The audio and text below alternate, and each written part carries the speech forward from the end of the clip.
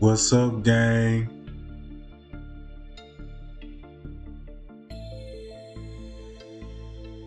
How everybody doing out there? I hope everybody doing good.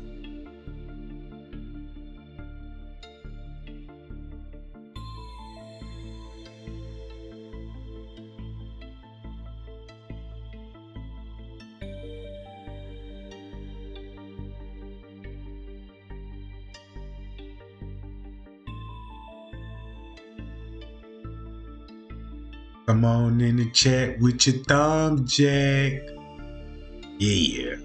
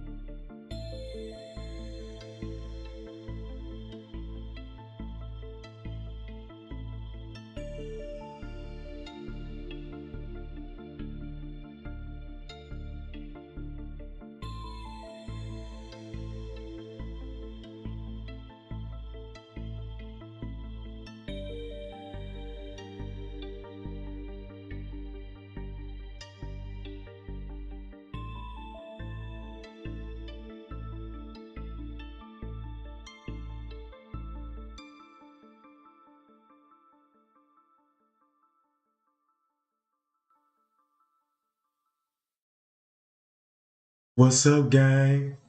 What's going on? Y'all know Trey gang back at it again.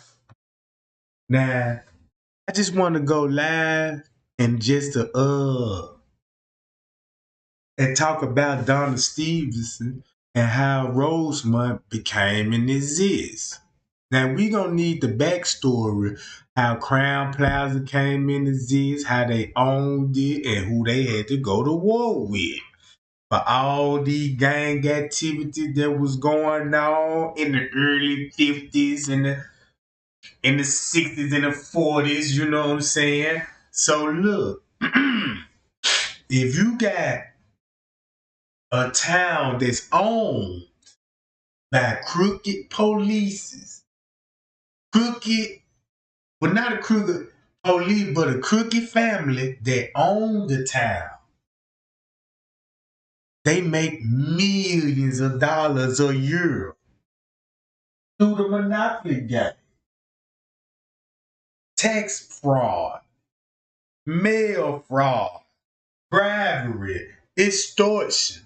And we already know who all they friends and socialists and business partners is.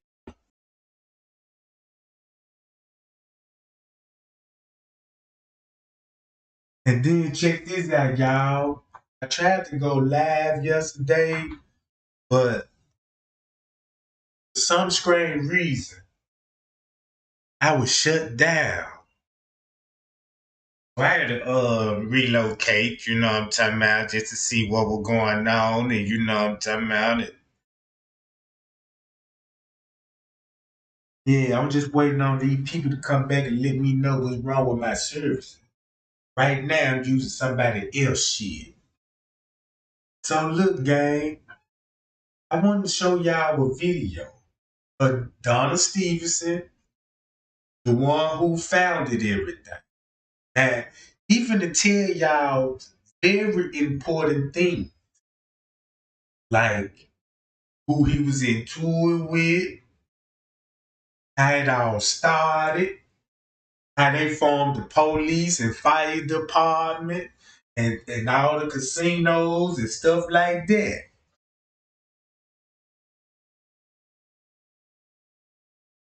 So I'm gonna let y'all watch this video, and I'm gonna mute my microphone. I want y'all to hear this suck 'em out.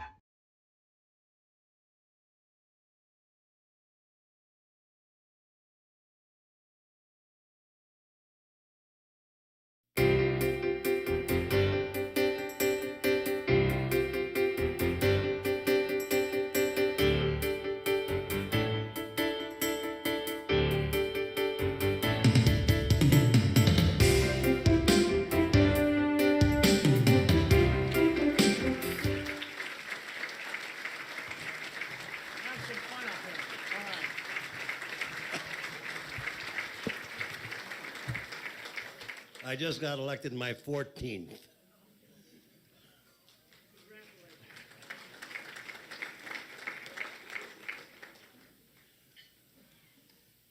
We didn't introduce someone that if I don't introduce her, I won't get a baked potato tonight. My wife, Catherine.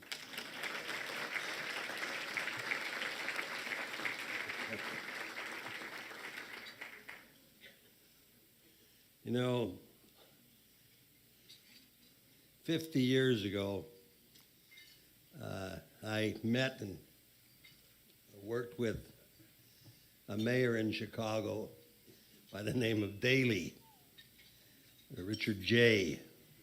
And I'm now working with another Daley, Richard M. So what you had in Chicago, you had father and son. In Rosemont, we did different. We went from the boy mayor to the old man. So here you got the old man. We started Rosemont really as a homeowners group. And I was president of that homeowners group. And we had all kinds of problems. First, it was a very small area. When you walk down the street in the springtime, the pungent odor got to you because everything was septic fields. The streets had the appearance of a mogul on a steep ski run. And we didn't know just what to do. So I went around to the various communities that surrounded us, Schiller Park, Park Ridge, and Des Plaines, as president representing the homeowners group, and said, please annex us. And everybody laughed. Why would we annex that garbage? So we came to the conclusion as a homeowners group that the only way we could do anything was to help ourselves. So I went out and I bought a copy of the state statutes. And I read the Cities and Villages Act. We bought some Sidwell maps, put them on my living room floor, and followed the law. And it said that you had to be 1 mile from any other city or village. You had to have 50 people. And we drew this out, and 1 mile away from all of the different city limits we had a space of about 80 acres. And we had 84 people. That was Rosemont. We had a referendum. The referendum passed. And then we started an annexation process. And we annexed everything that touched the initial core. And we annexed right up to the borders of those communities that didn't want us. Matter of fact, one time the city of Des Plaines said, Rosemont is a cancer growing on our south border. But anyway.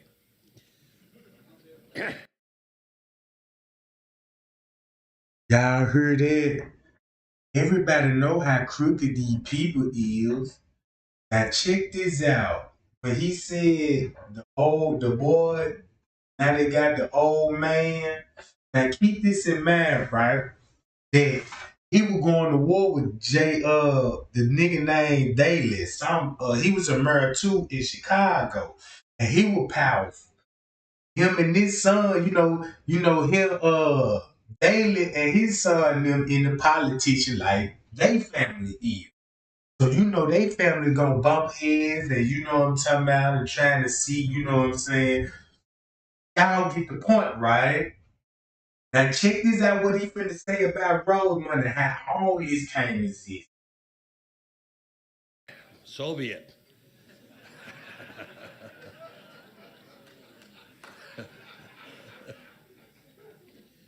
Now, we were elected, there was 6 trustees and a mayor and a clerk. The clerk didn't help us, but somebody had to fix those streets. We didn't have any employees. So the Rosemont Village Board borrowed a dump truck and some scoop shovels from a contractor, and we went out and we were filling potholes. That was what the village board did. We filled all the potholes in the street. so that you could drive a little bit easier.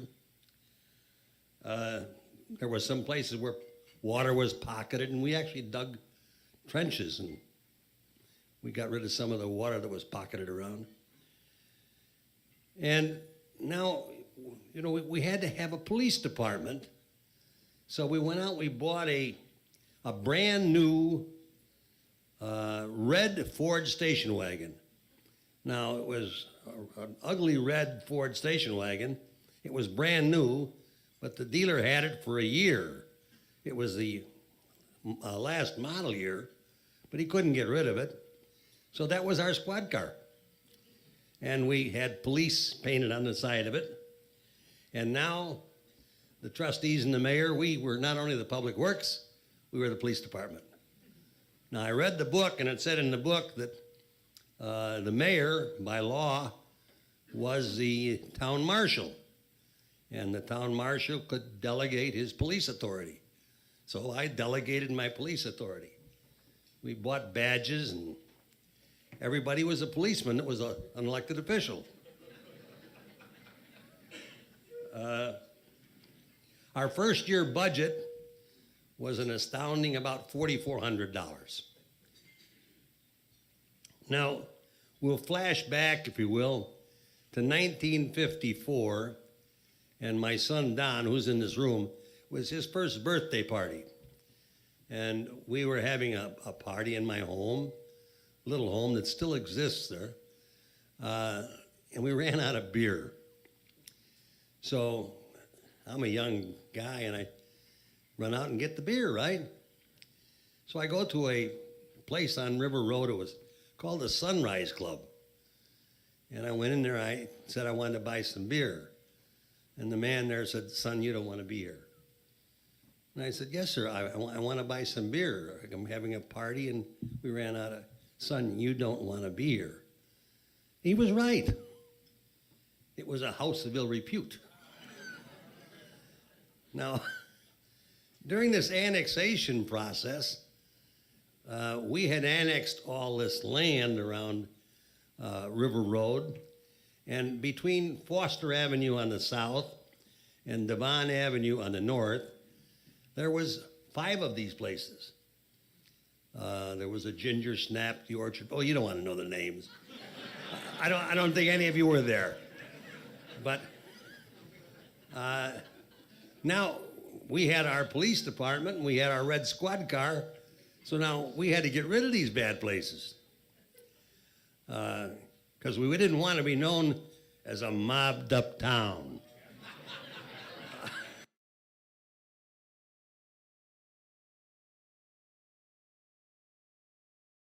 Y'all heard that part?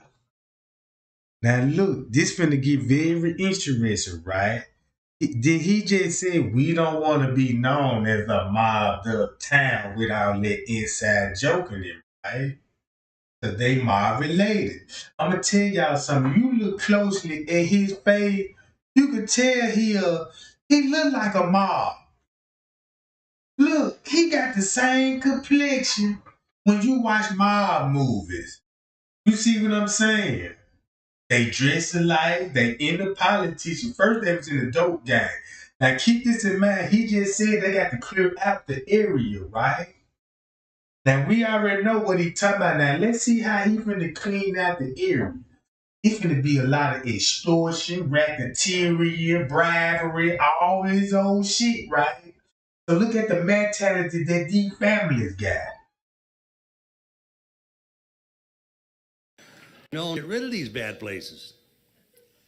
Because we didn't want to be known as a mobbed up town. So,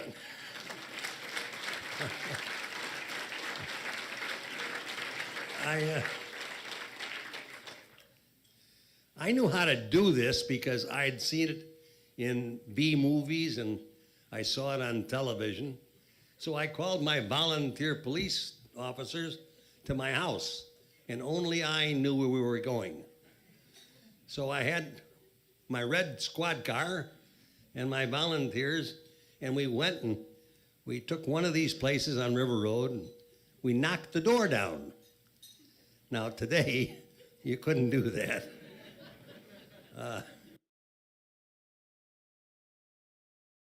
And that sound like invasion, ain't it? They knocking doors down with no search warrants, no nothing.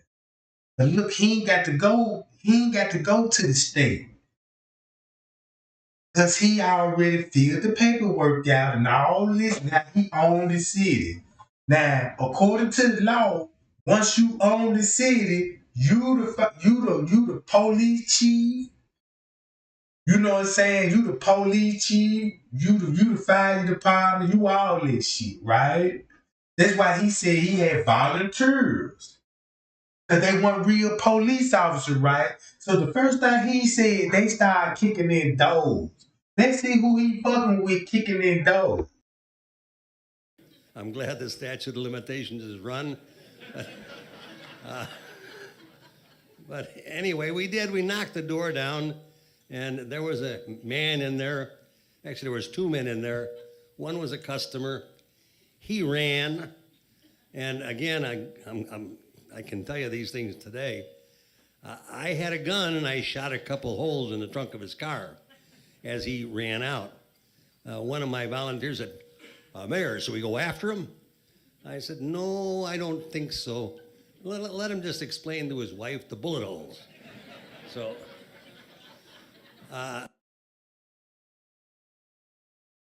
Damn, he telling y'all about the shootout he had. No, don't just let him explain to his wife all them bullet holes in the car. You see what I'm saying? Now look, all this gonna go back to the Kenneka Jenkins case, and you will see how much power these people actually got. I mean, look who we finna do. It's not just look, y'all, it's just not his family. You know what I'm saying? It's other families that's running this shit too that's dirtier than him. And one thing they got something in common, covering up the Kenneka Jenkins case because of the heavy mob connection, police connection, and all these secret royal orders having these secret events. You know what I'm saying? But check this out. anyway, we took these three ladies of the night and their salesperson. This kidnapping. We took them to a lockup that we had made arrangements with if we had a prisoner, because we didn't have a jail, in Franklin Park. So we locked them up in Franklin Park. Before we got out of the front door, they were out. Franklin Park, y'all know Chicago. Y'all know a lot about Franklin Park, Cecilia Park, you know what I'm saying, Garfield Park, all these parks, right? They own this shit. All them parks and shit around the west side, the south side, these people own it. This family's owning this shit. Watch this. Out. Now I went to court. I'm thinking we're going to get a trial here now, because I'm going to be a witness. No witnesses, no trial. Some guy walked in, well dressed. He walked up to the front where the judge was and said a few words to the judge, put something down on the table, and walked out, and the four defendants walked out with him. And I'm sitting there wondering, when does the trial start? So when the court was adjourned, I went up and I talked to Judge Froman was his name, Dick Froman. I said, Judge, what happened? And he said, well, here, under the law, the maximum fine is $200. He said, here's the $800. He pled guilty and they went home. Now, the next night they were right back in business. So that didn't work. Now, the only thing we could figure out now, to get rid of we started something that, again, today wouldn't be accepted.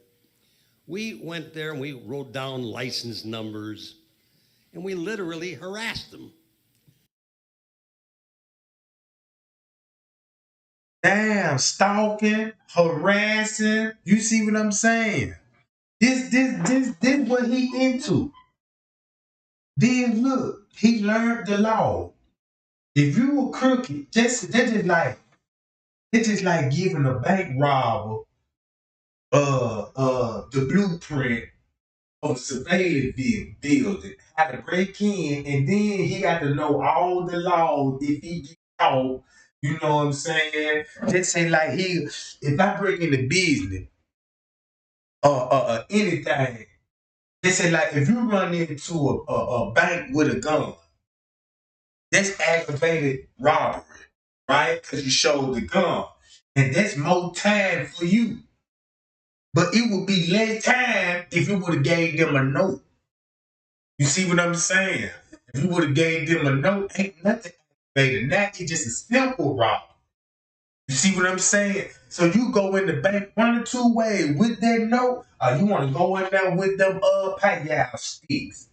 See what I'm talking about?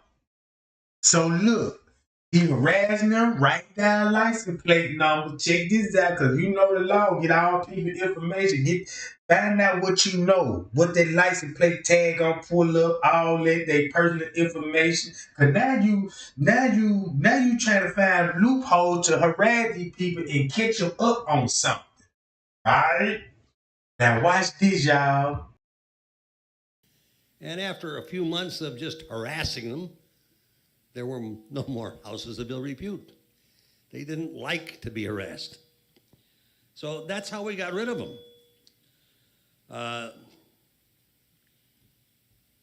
We had another problem. We had what we called garbage dumps. Now, these dumps were some of them 70 feet deep. And I have to go back again to 1892 to explain to you how the garbage dumps came about. All right, y'all. Check this out. He finna tell you about the garbage dump.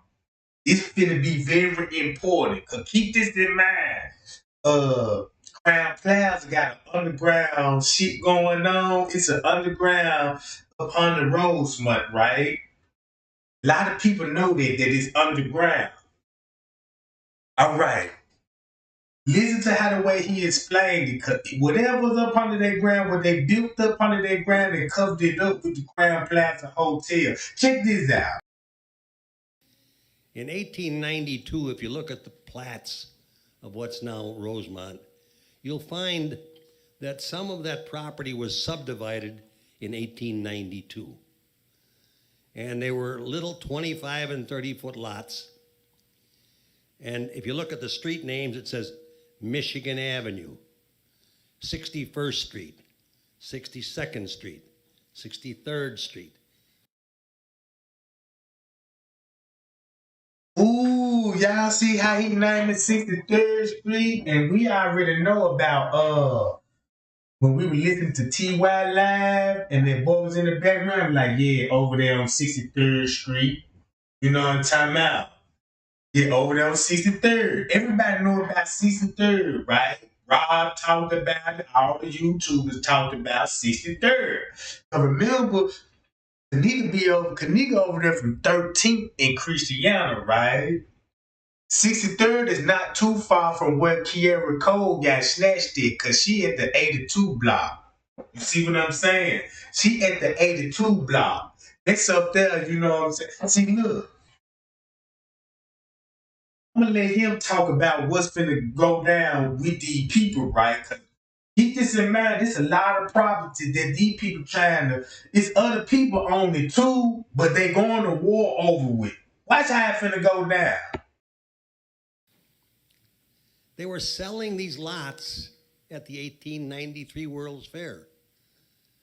The poor people from Podunk, Iowa were buying lots in Chicago, they thought.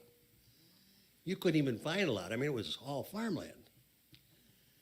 So, of course, there was a great deal of problems when you started to try to develop this land of putting it together. The fact that you could have a 30-foot lot here, and the guy lived in California. Another guy lived in Pennsylvania next door to him. So it was difficult. But in addition to subdividing those lots, they also needed dirt at the World's Fair. And they needed black dirt for the landscaping. Well, along the river, there's a lot of real nice black dirt. So they dug it all out. And they took it down to the World's Fair, and they did the landscaping, and they left the 70-foot holes. Now, garbage haulers said, gee, that's great. Good place to dump the garbage. So now we had all along River Road, all along the Des Plaines River, we had garbage dumps. And there was smoke, stench. You can really understand why none of these communities wanted to annex us, can't you? It wasn't pleasant. The only thing that we could do again, we harassed them. We'd call the county health department and the building department, and they'd send inspectors out. And we did get rid of some of the smaller ones.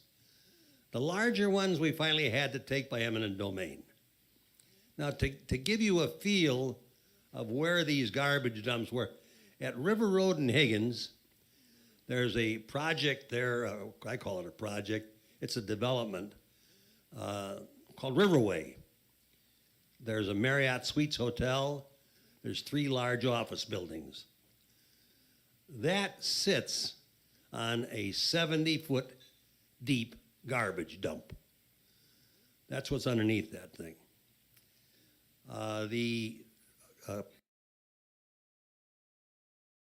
Now keep this in mind. I don't think it's no garbage dump no more up under that, John. I don't think it's no more garbage dump up under that, John, right? Cause we already know that whole area he talking about, that's the Crown Plaza, the Doubletree, the Marriott, all that shit. Cause y'all know his convention center right across the street from the Crown Plaza, and behind his building, that's where the river runs at. That's where the river, this whole Plain River is right behind the building. Now check this out. Property across the street was also a dump. Today, that's the Westin Hotel. Now, we had a lot of that. Now, in 1961, the O'Hare Inn, which was just north of Higgins Road on the west side of Mannheim Road, it was the first hotel really in the O'Hare area. The O'Hare Inn was running about 103% occupancy because it was the only thing around. And they had airline crews in there and everybody, and every night, literally, they were walking, if you know what that means. They were walking guests. They were oversold. So the Chicago O'Hare Corporation, which owned O'Hare Inn, decided that what they were going to do, they were going to buy a property on River Road that was owned by Sam Giancana. It was really in the name of James Purnell. Uh-oh, check this out, right? Sam Gene OConnor, we know he a mob figure, right? If you in the mob, you know who Sam Gene OConnor is. Then they had some evidence about him linking him to the JFK assassination. So really, if you really want to know who did assassinated President Kennedy, was the mob, and they were from Chicago. They got him to Texas, because that's where the other mob family is too, in Texas. And they own a lot of property too. That's why they had him to drive downtown. Remember, he downtown in Texas and got popped. That's just like how Zach got popped riding down the ultimate script. You see what I'm saying? That's how they do and perform hits. Just like Martin Luther King got hit downtown. You see what I'm saying? All assassination be downtown because it's impossible to do a hit in a neighborhood because it won't even go down because we too small. We'll see that shit coming from a mile away. You see what I'm saying? So the killers wear business suits, trench coats, with hitman rifles and shit and knocking out real figures that could take them down. Even J.F. Kennedy is the 13th line of blood. His bloodline run the world. The Kennedy bloodline was running the world. That's why he was saying, like, check this out, right? I'm gonna show y'all how good they use with the lie game. Now, John F. Kennedy told you about the man on the moon. Told you about the man on the moon. Now think about what Elon Musk doing. Y'all know about Elon Musk talking about he could take trips whenever he wants to the moon. Like it's just, yeah, I'm gonna go to the moon today. I'll be back by a couple hours. You see what I'm saying? But if you ride an airplane, watch this, y'all. If y'all ride an airplane, if the satellite signal come from space, why in the fuck your phone don't even have signal on it? That means your signal supposed to be even stronger, right? But I don't want to get off the topic, but I just want to show y'all how these people actually run the world.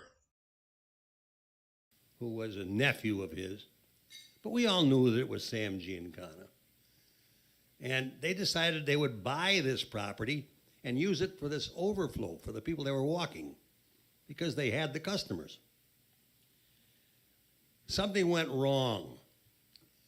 The rumor mill started. We know how that goes, don't we? The rumor mill started, and it was generally being spread around that rather than the O'Hare Inn buying the Thunderbolt Motel, Giancana was buying into the O'Hare Inn. So the O'Hare Inn people walked. Now, we still had Mr. Giancana. Now, at the time the Thunderbolt, I don't know if any of you were old enough, I know I am, to remember, but back that Thunderbolt days, there was a guy by the name of Leon Marcus that was murdered, and they found a note on the body, a $100,000 note from Giancana to build this motel. So it was really something that we would rather be without. So 4 men got together. Damn, that sounds like, damn, they got him out the deal. It sounds like they hit him so he won't be able to buy the motherfucker. Watch this. Together. So 4 men got together, Dick Evenhouse, Joe Shulo, myself, and Pat Greco, and we decided we'd buy the hotel. Now, Giancana wanted to get out of there anyway. He really didn't like being inside a municipal boundary. He didn't want people nosing around his stuff anyway. So we got together and we were going to buy it. We thought, well, the worst thing that we could do, we could clean it up, perhaps sell it, and maybe even make some money on it. Well, by the time we got to closing, there was a guy by the name of Sandy Smith that was a reporter that worked for the Chicago Daily News. And I'll never forget the story that he wrote. The inference was, again, trying the same thing the O'Hare Inn had, that the mayor was really fronting for Giancana. Well, when we went to, as I said, we got to the point of closing, there was Pat Greco and myself left. And we did buy the Thunderbolt Motel from Mr. Giancana. Boom, mob related. You buying from the mob. You see what I'm saying? You got to sit down with this mob figure, talk to him, get to know him. Y'all got to, you know what I'm talking about? You see that? He doing business with the mob, y'all. Now y'all see how his mind frame is, that gangster mentality. Check this out. Uh, Now, from that day on, every time I read the newspaper, and that is 43 years ago, all anybody talks about is how the mayor dealt with Gene OConnor. And I hear it to this day. People, I bought a piece of real estate 43 years ago. Now, because of the publicity that I've received over those 43 years, it was probably the worst deal I ever made from a public relations point of view. Now, from a financial point of view, it was the best. I bought that hotel. We changed the name, cleaned it up. Over the years, we added more rooms. When I sold it in 1987, it had 151 rooms, and I sold it for $6 million. So as I say, it was the best real estate deal, the worst public relations. But that's the story, the true story of Gene OConnor. Keep in mind, you the police. He the police dealing with a mob boss, but he ran all the small mob bosses out of town. You see what I'm saying? He running the small people out of town, then he ran to Gene OConnor. Now Gene OConnor just ain't no motherfucker you can just push over. So they came business partners. It ain't no telling what else. Ain't no telling what else they done made business deals on up under the table. Check this out, guys.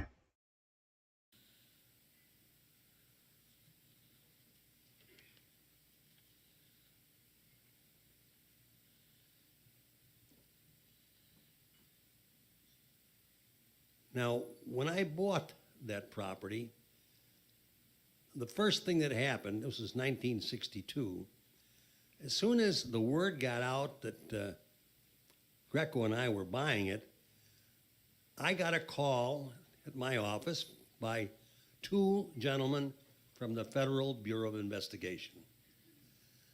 One gentleman was Ralph Hill. The other was John Bassett, two agents from the Federal Bureau, and they wanted to know about this purchase from Gene OConnor. So what we did, we turned over all the documents on that purchase to the Federal Bureau of Investigation. The Federal Bureau checked all of the sources of Mr. Greco's money and my money.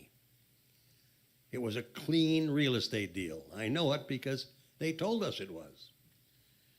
Over the years, I developed a close relationship with these two guys, FBI agents, and one other, a guy by the name of Bill Romer. And they were very helpful to me, and to the village of Rosemont.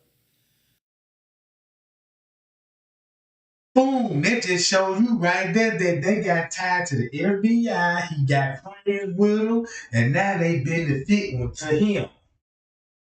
What? Y'all listen to this shit? You see what I'm saying? These folk been up under investigation way longer than before Kenneka. These folk already established a bond before Kenneka was even born. You see what I'm saying? Damn near even before Mr. Reese was born. These people already had hand deals with the federal agents, right? So look, when we were asking for they help and all that old shit, that's why they turned their back like a motherfucker, didn't it, y'all? They turned their back on the public. Right, gang? But look, it's finna get even worse. Cause check this out. We still had some problems. The area was sort of blessed with a bunch of cheap bars, There was a hamburger joint, and they all had these pinball machines. You gambled with these pinball machines. There was no obvious money involved. You played the pinball machine and you ran up a score. And then when your score was tallied up, the bartender would pay you. It was rather difficult to get a good gambling arrest with this kind of an operation. We got lucky one time, and actually it was in cooperation with the Sheriff's Police Department. And we got a good pinch, if you can call it that, at a place called the Shady Rest Inn. Now, that really didn't mean much because it was a minor arrest for minor gambling. But it did give us an opening. I talked to John Bassett about this, and we came up with an idea. And again, today you couldn't do this. I told my public works people to go out and in every bar and this coffee shop in Rosemont, pick up these pinball machines, tell the owners that they were being used for gambling, we would not permit it, and take them all to the public works garage.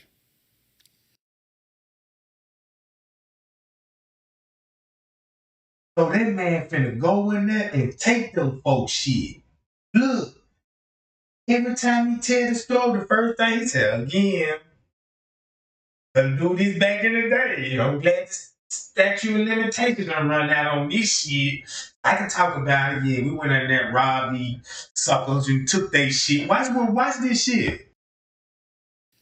And from one of the guys that had the store, actually the guy that had the hamburger joint, we got the name of the gentleman that serviced these machines. So I called the gentleman and I said, you know, we've got all your machines. They're being used illegally to do gambling processes here, and we don't want them. Unfortunately, one of your machines has already fallen off the truck, and it's broken. Now, we don't want any more to fall. We'd suggest you come over and pick them up. Damn, that boy said, look at her, man. One of your machines fall off the truck. And we don't want no motor fall. Look, that's just like he riding in a big ass truck. You know how you ride like in a school bus, an 18-wheeler, and you bouncing in the seat and shit. Boom, boom, boom. Oh shit, the goddamn fell off, man. Look, I'm on the phone with it. Look, man. Your shit falling off, man. You don't want no motor fall to it. Look, you better tell me something to slow this motherfucker down. So no more one fall. You see what I'm talking about? See, look, they broke open the pinball machine to see how it was operating, see what the pinball would read, you know what I'm saying? They say like you get caught with a slot, and somebody tamper with the slot, they trying to see how the slot can read, and then they can manipulate all the winners and shit, right? Like the casino. It ain't nothing but a big scam. You see what I'm saying? It ain't nothing but a big scam. All the slots is rigged. But you still gonna win a little something, but you majority gonna lose all the time. You see what I'm saying? So look, check this out. And they did. He came over and sent somebody over and they took all the machines. We had no more pinball machines. They were gone. Now, again, with my friend John Bassett, we talked about some other things that were unsavory people were involved. And we had a survey made. And in this survey, we found that every cigarette machine, every jukebox in Rosemont, and there were a lot of them, every one of them was owned by two companies, Apex and Deluxe. And John told me who owned Apex and Deluxe. I didn't know. Remember, I'm a young punk now. I'm an old man, but not, I didn't know too much then. So we passed an ordinance. We said you can't buy cigarettes from a machine. We passed another ordinance and said you can't have coin-operated amusement devices. check this out. Whatever they don't like and find a loophole, they can make a law about it. Yeah, let me make a law this you know what I'm saying? You can't have none of these coin machines and her buying cigarettes and all this old shit out the machine. You see that, y'all? Look how much power. If they don't like something, they finna take it or make a law about it. You know what I'm talking about? Look how many did. Look, he want to know anything that's dealing with money. Look at the device that he want. Pinball machine, cigarette vendors. You know what I'm saying? Buildings and hotels. He want it all like the devil. He want to run this whole fucking Rosemont. He can't do it by himself. So you got to be friends with the FBI agent. You got to weave out the good cop from the bad cop. You know what I'm talking about? And pull all this shit out, right? Now check this out. You had to buy your cigarettes over the counter from a live salesperson. And the bar could have music, but not coin operated. That was the end of Apex and Deluxe. They were gone.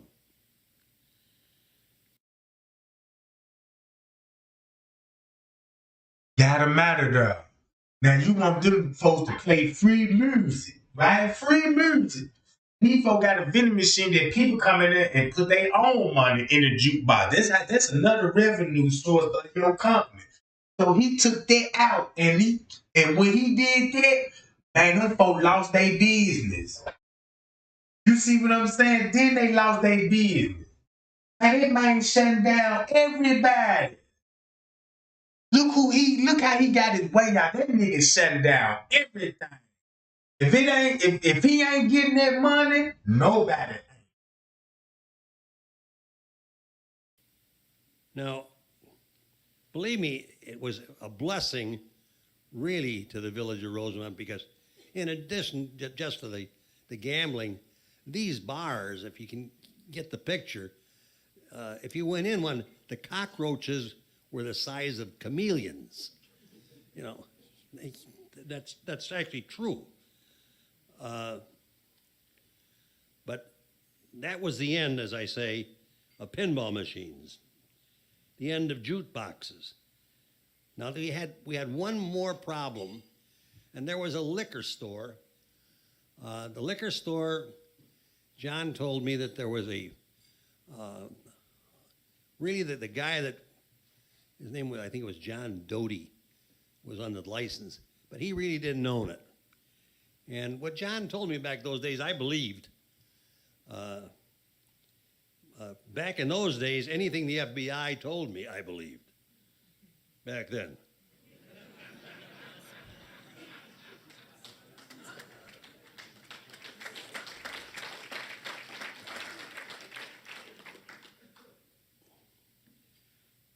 So I called a liquor license hearing concerning this liquor store. Damn, that boy hit liquor stores. You know what I'm talking about? Man, that man hit liquor stores. Man, look, y'all know who he talking about, the cockroaches, don't it? He ain't talking about no real roaches. His research, go back to them bars and shit and see who were owning them jobs. See what I'm saying? Cause back then there was a lot of grocery stores that were owned by black people. Black people had a little community going on. You see what I'm saying? But he finna tell you where they raided them Johns at. Y'all remember 63rd and shit, right? Keep this in mind. Now, if you understand, when a local license is being reviewed in a community, the mayor, he can delegate the authority, but by law, the mayor is the liquor commissioner. He's the judge. I like being the judge. Now y'all see that? Since he founded the town, he the mayor, the judge, the police, the firefighters, you know what I'm talking about? That's how he could pass all the laws. Yeah, whoever just saw me the cash app, I appreciate that round of brews, y'all. Appreciate that round of brews. Now look,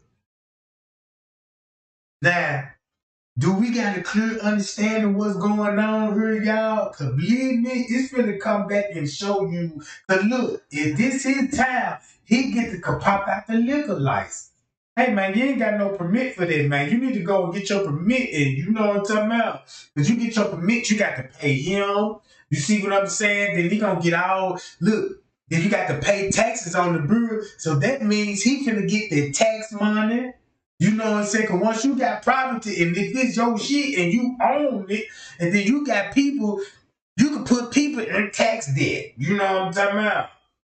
So check this out, y'all. So we subpoenaed all their books and records. I'm the judge, and I'm looking at these books and records, and I'm saying, wait a minute, there's something wrong here. There's two sets of numbers.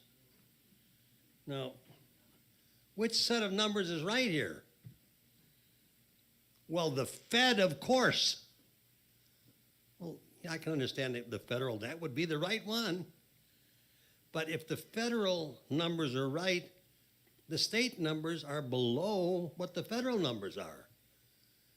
And if that's true, then you're cheating the village of Rosemont, because we share in the state sales tax.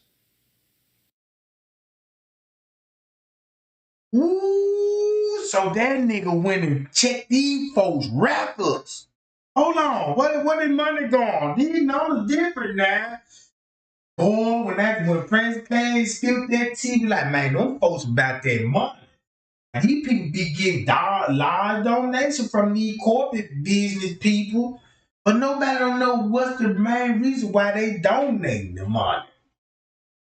Why they tell you they donated to a charity event, you know what I'm saying, like a front, like, yeah, this donated to a kid's charity. They using the kid's name in the charity to donate crooked money, just to put it in their hands so that it's like money laundering. You got dirty money, you don't wash it up by, you know what I'm saying, and putting it in and donating it. See what I'm talking about? Watch this, guy. Therefore, I revoke your license. Now, they appealed that one to the Illinois Liquor Control Commission. That's the only time the Liquor Control Commission upheld me.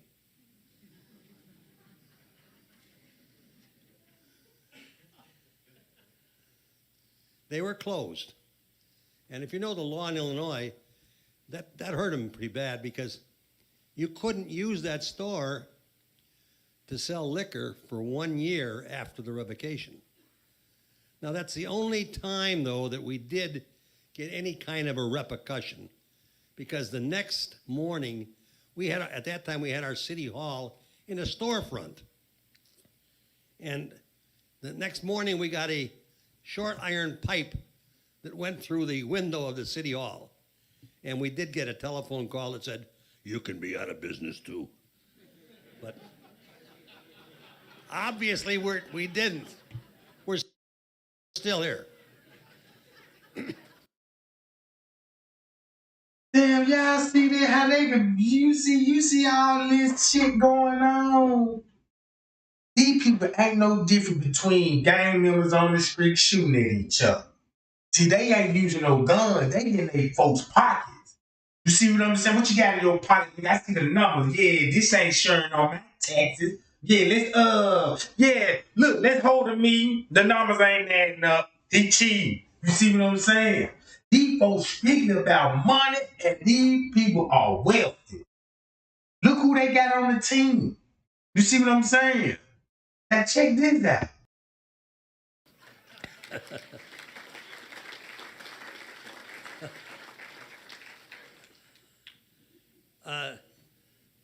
The point to that story is to try to explain, and it's troublesome when I read the press today. All that garbage was out of Rosemont before 1970.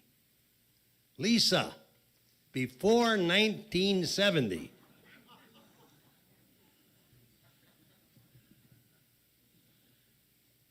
Now, we wanted to go forward from there. So I had a press conference and I said, you know what we're going to do? We're going to build a stadium and we're going to build a convention center because it made sense to me. The rivers, when they had the boats, that's where it was at. All the commerce, the choo-choo trains came along and everything went downtown. And here now we had airports. That means Rosemont is the promised land.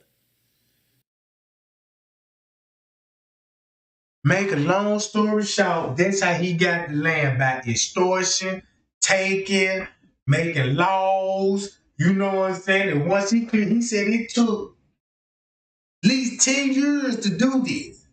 Since he cleared everybody out, knocked everybody out of business, then he started buying a convention center, building shit, hotels, all this shit, right? And found loopholes in the law. And then everything he took from them folks, he done made casinos, slot machines, everything he took from them folks, he took that shit. And making money off this shit. Now he got the casino, the people coming on his since he got the river, cause he already seen how the traffic was flowing, cause he got it all from Gene OConnor, right? See what I'm saying? Once he made that final deal with Gene OConnor, they gave him the power. And that's why the feds got involved in it. Like, yeah, let's see these bills, let's see these transactions. Is the money clean? Show us some proof. And all this. But he should have been dealing with a mob boss in the first place. Now look, round about this same time, there was another mob figure in the news. You see what I'm saying? In the news and shit. Just play the video. So this is where the action is going to take place. Convention center and a stadium made sense to me. We had some hotels. I convinced Jack Pritzker and A.N. Pritzker at the time that they should build the O'Hare Hotel that's still there today. Actually, once we opened the convention center, they added 450 rooms. But in 1975, we opened the O'Hare Convention Center. Now, all we had was 100,000 square feet, but we opened it. And it was a success from day one. In 1980, after a tragic accident, by the way, we built that building twice and still opened it on time.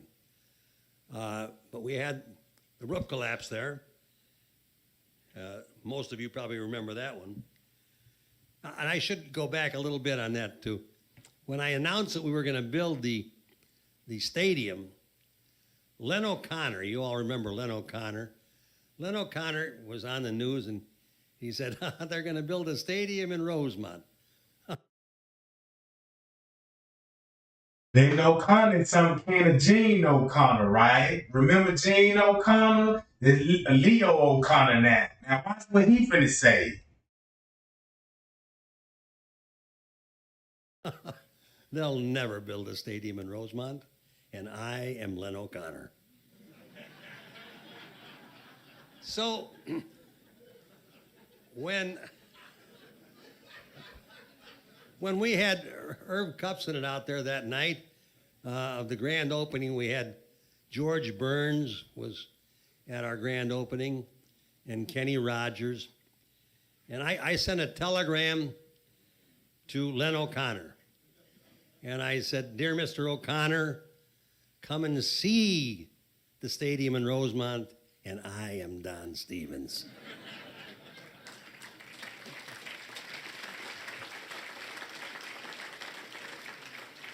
Now, Mr. O'Connor was very gracious. He called me and we laughed about it, but it was sort of fun. Now we've got that point. Now what happened? Ever since Giancana, my best friends are the Internal Revenue Service. Internal Revenue Service. Check this out. Who I showed y'all this on the Chicago police officer got in a fight with a lady, bit her, and she sued him and his friends. All of them police officers, and one was an IRS agent. And guess who they live? Lenny Panoska, brother, right? The food director, brother, the manager. Now look, all this linking back together, right? And check this out. Who was they linked up to? Ultimate. Edward Burks.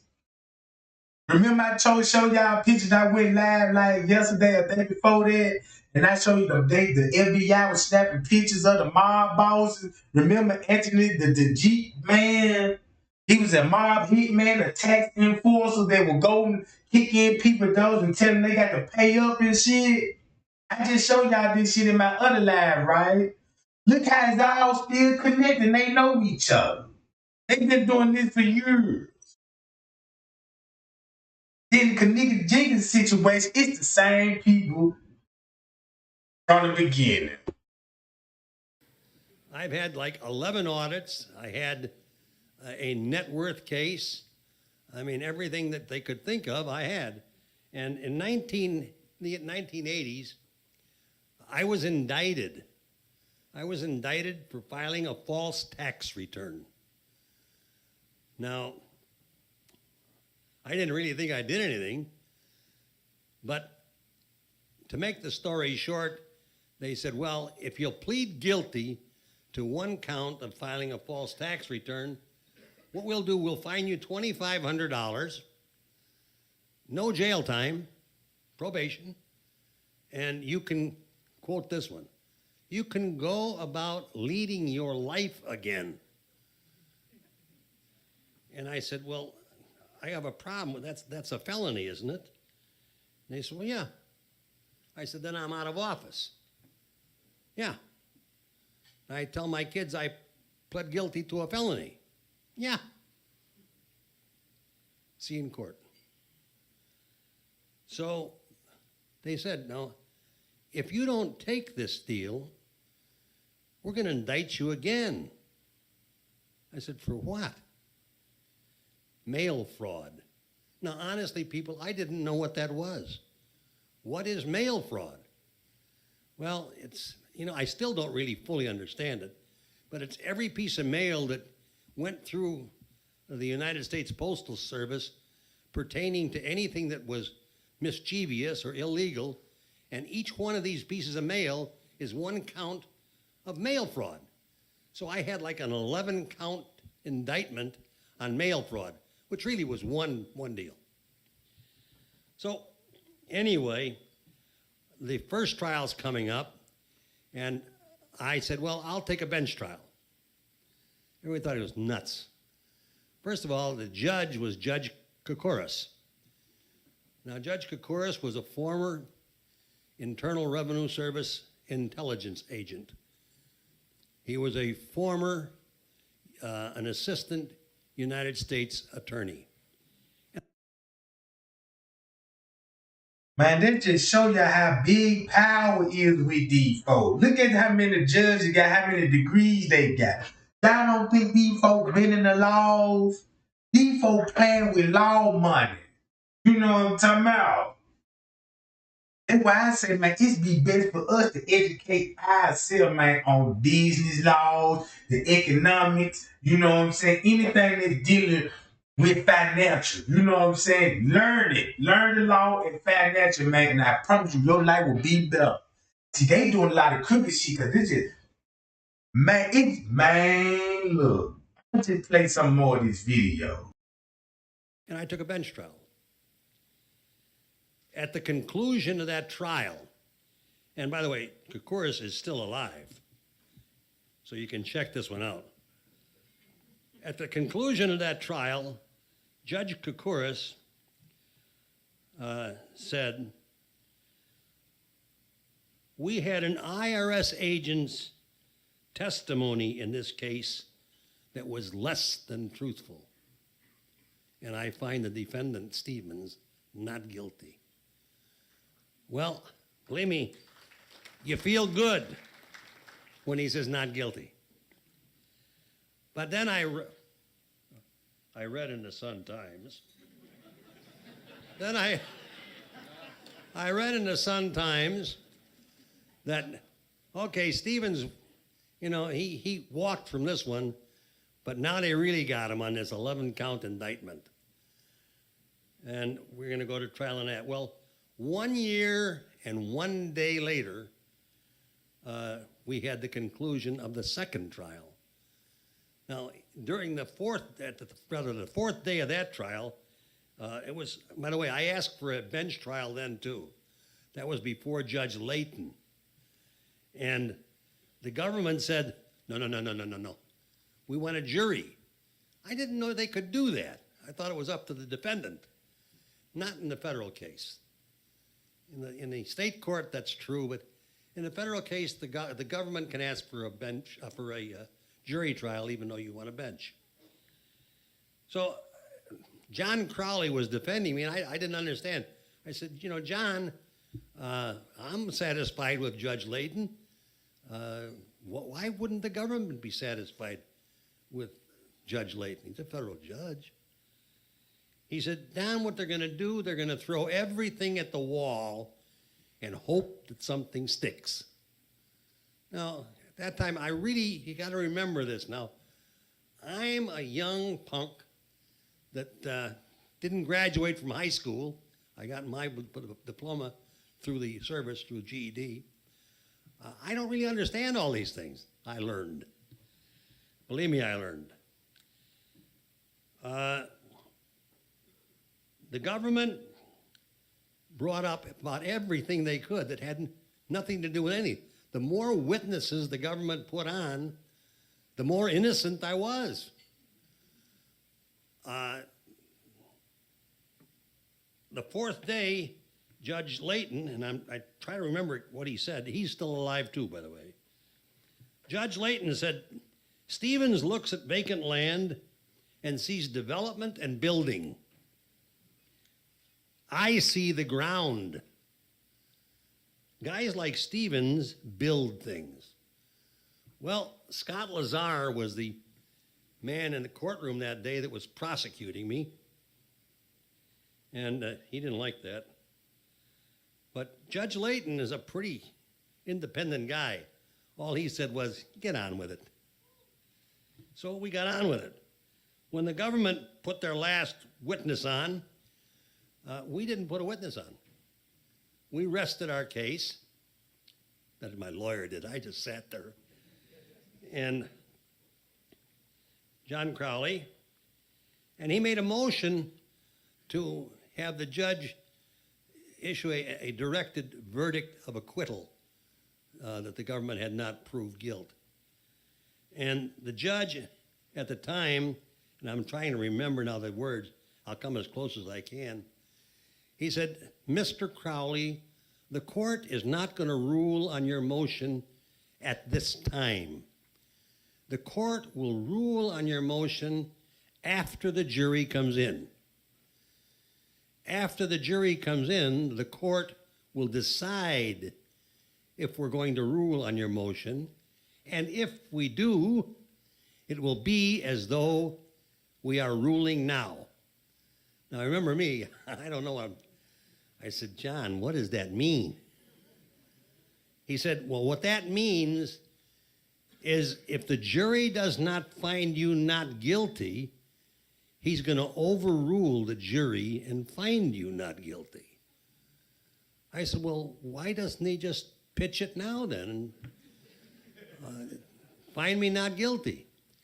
He said, because, and like I say, I'm getting to be a lawyer by this time, because if the jury finds you not guilty, the government cannot appeal it. If the judge finds you not guilty, bypassing the jury, they can appeal it. He doesn't want them to appeal it. The jury came in not guilty. So that was 2 criminal trials, 1 year and 1 day apart, that was lost by the federal government. I don't think that's ever been done before. I think I got another record there. Beginning of the video, he told y'all how he built his relationship with two federal FBI agents. You see what I'm saying, y'all? Look, keep this in mind. He got federal agents on his team and he beating the system. Man, don't you know it's hard to beat the feds? That sucker beat him twice. He said, yeah, you can put that on my man. You know what I'm talking about? Then look, y'all see how he know the law? If you know the law, you can get away with a lot of shit. That's what gives them the advantage over the Kenneka Jenkins case because they know the law, but we don't. We don't know the law, how a proper way to give justice to Kenneka. You see what I'm saying? But they do. That's why Kenneka never got national attention, news, press, you know what I'm saying? Because they own all this shit. Do y'all know what the Daily Mail is? Daily Mail was created by the Daily family. That's their own press. You see what I'm saying? So they were putting out all shit about him for the campaign funds and shit like this, right? But look, just pay attention, gang. But then I thought, well, that's the end of that. No, no, no, no, no, no, no. No, no, no, because now they came in, they said, the IRS says, wait a minute, Stevens, you owe us $50,000 in back taxes. Well, my accountants tell me that you owe me $50,000. These numbers are approximate, but they were very close. So I said, John Crowley, my lawyer, I said, John, please, go to the IRS. 8 years of this stuff is enough. And it was 8 years. I said, they don't owe me anything. I don't know them anything. I don't want any more lawyers. Let's just end it. He said, I'll try. So he went and he talked to the IRS with Dick Ho, who was the accountant. And he came back and he said, sorry, Don, you're going to tax court. Okay. So we went to tax court. At the conclusion of that one, the judge said, Mr. Stevens does not owe the federal government any money. The federal government owes Mr. Stevens $50,000 and interest. Now that's 3 for 3. The man that prosecuted me, remember, was first assistant state's attorney, U.S. attorney rather, at that time, was none other than Gregory Jones, who later on was chairman of the gaming board when the casino in Rosemont was denied. Now, at that time, as a matter of fact, I met with the chairman at that time. I talked to him, and I thought he should recuse himself. I was on a radio program, perhaps some of you heard that, and I said on radio I thought that he should recuse himself, that he had a conflict, because I don't think I was his favorite person. But obviously he did not. But now we wanted to go beyond that. And in 1995, we opened the Rosemont Theater. The theater has been very successful. By the way, we have the Rockettes coming back this year, and we hope we see all of you out there. It's a great show. It really is. I think we're going to go, I think already we've promised 3 times to go to 3 different shows, but we're going. But going back, I wanted to develop a casino in the area of these convention centers. And I told governors this. I told Jim Thompson this. I told Jim Edgar this. These casinos belong where the convention centers are. There's nobody that's going to fly here from France to gamble on one of these boats. Believe me, Keep this in mind. He went to everybody else's business and took out their pinball machine and slot machines. So when he got rid of them, he took their shit, set his town up. Now he want the whole gaming board committee. And he trying to force these folks, man, they need to, all these casinos and these, they need to be right here by my convention centers and shit. You see what I'm saying? How they directing the money? You see what I'm saying? Now these folks about their paper. You know what I'm talking about? All of this finna, look, all this finna tie in with the Kenneka Jenkins, to the Kenneka Jenkins case. I've never been on one, but my grandson has. And he tells me, Grandpa, you go in there and you have to cut the air with a knife from the smoke. He didn't say anything really kind about these things. I was looking at a perk, if you will, for the convention and tourism business. Because I'm looking at the trade shows and conventions leaving Chicago, leaving Illinois, and going to Las Vegas, places where they had gaming. So I'm saying, look, let's give them a little gaming, just so the ones that are in love with gaming, and all of them are not, but some are, and we'd give them a upscale, or if you will, a genteel gaming. And I tried to get Governor Edgar to go with Catherine and I and Mrs. Edgar. I wanted to take him to Germany at my expense to look at the casinos in Wiesbaden, in Garmisch, in Germany. Now, in those casinos, all you see in the main part of the casino is a very genteel crowd. The only place you'll find slot machines, like in Garmisch, is in the basement. You don't find them anywhere else. At least. Now, keep this in mind. Everybody know this about the mob. If they own hotels or bars, and if they got anything illegal going on, where would they hide it at?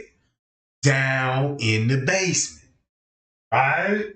Any bar, saloon, you could listen to the old club that all the celebrities went to, like Club 51. Michael Jackson them went to. They said back in the cocaine days, when you was a high profile, y'all go to the basement for the special treatment and the VIP. So when you think about Kenneka and Crown Plaza Hotel, it's probably where all the big ballers go to that fucking basement. But they don't want it to be shown on camera. They don't want it to be talked about. You see what I'm saying? Now y'all gotta think about what's down there in that fucking basement. They don't want nobody to see. You see what I'm saying? Now check this out, gang. Not since Catherine and I have been there. That might have changed. But when Catherine and I were there, that's all you saw. Matter of fact, Betty Rossi, she's here. She was there too. But that's the type of thing that I wanted. We're not getting that in Illinois. What we're getting barns with slot machines. Now, Tom Gray, when I first started talking about gaming, I read in the newspaper, Tom Gray said some things about me that weren't too kind. And I called Tom Gray up and I said, Reverend Gray, you said some things that weren't too kind about me, and you don't even know me. Make a long story short, we decided we'd get together. We had a cup of coffee. We even had lunch. He took me to a church function that they had at the Rosewood Restaurant. And I was there, and I got to know Reverend Gray. And in our conversations, Tom said to me one day, he said, Don, he says, if you could get one of these casinos to commit to half table games and half slot machines, he said, I might. Remember, Tom, you might. I might stand up and endorse your casino. And I said, man, I got him now. So I went to 3 companies. Now, the first 2 said absolutely nothing. They didn't want any allocation. Now, the third one, I said, well, I'm gonna get him in a spot where he can't get out. And I said, now, wait a minute. If the only way you can get a casino in Illinois is to agree to an allotment, table games vis-a-vis slot machines, what would you agree to? 90-10. But I don't want to guarantee that I'll keep the tables open all the time. 90% slot machines. Now, that's an area I think that the gaming board should take a look at. Now, I'm not trying to run the gaming board. Goodness sakes, I wouldn't do that. But why can't we have a rule that you have to allocate these positions? Table games vis-a-vis slot machines. A table game, you can win. You can beat the house. The odds are against you a little bit, but you can win. Because it's fixed. It's like a vacuum cleaner in your pocket. And the longer you stay there, the more they're going to vacuum out your money. So, Tom didn't know I was going to say this today, but I'm now in Tom's corner on slot machines.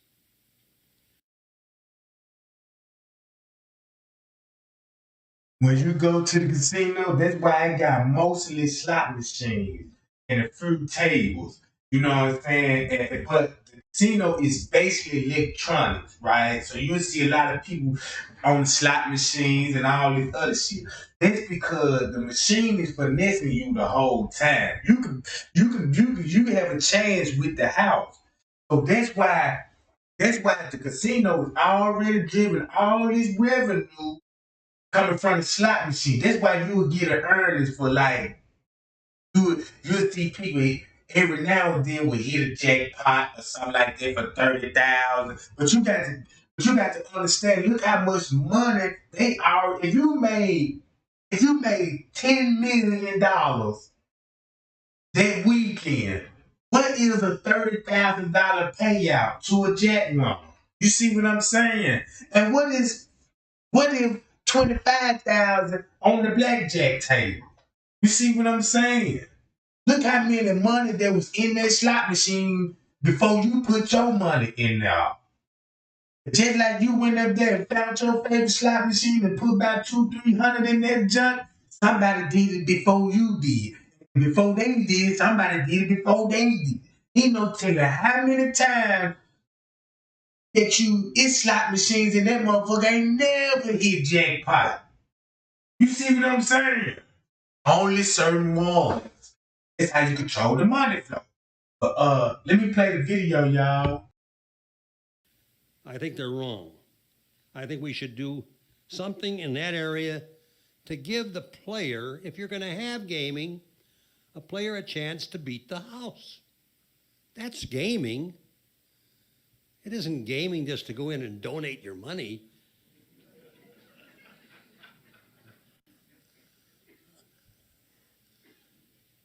Now, going back to this casino, who has benefited from this 10th casino not opening? Who has?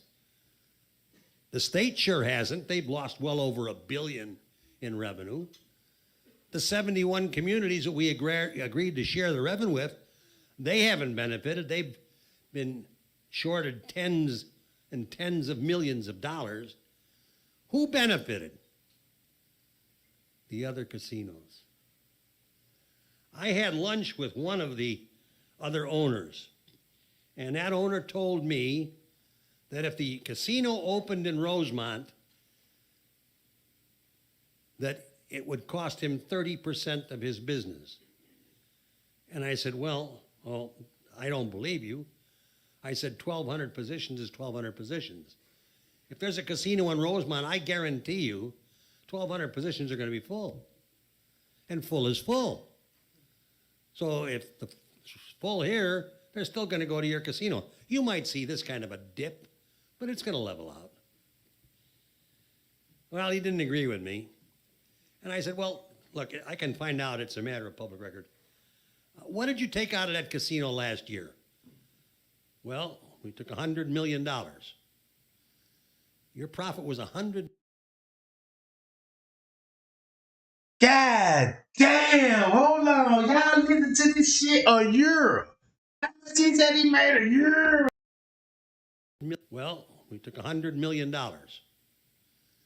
Your profit was $100 million. I said, that's pretty good. He said, well, it's not as good as the one in Indiana. I said, why isn't it as good as the one in Indiana? He said, well, the one in Indiana, we got 65 million. I said, this is true now. I said, well, why is 65 better than 100?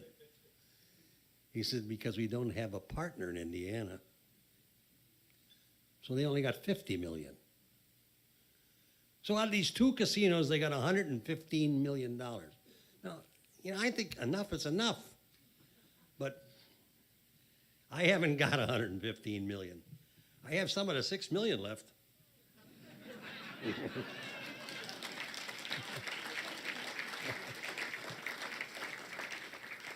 But I paid the taxes.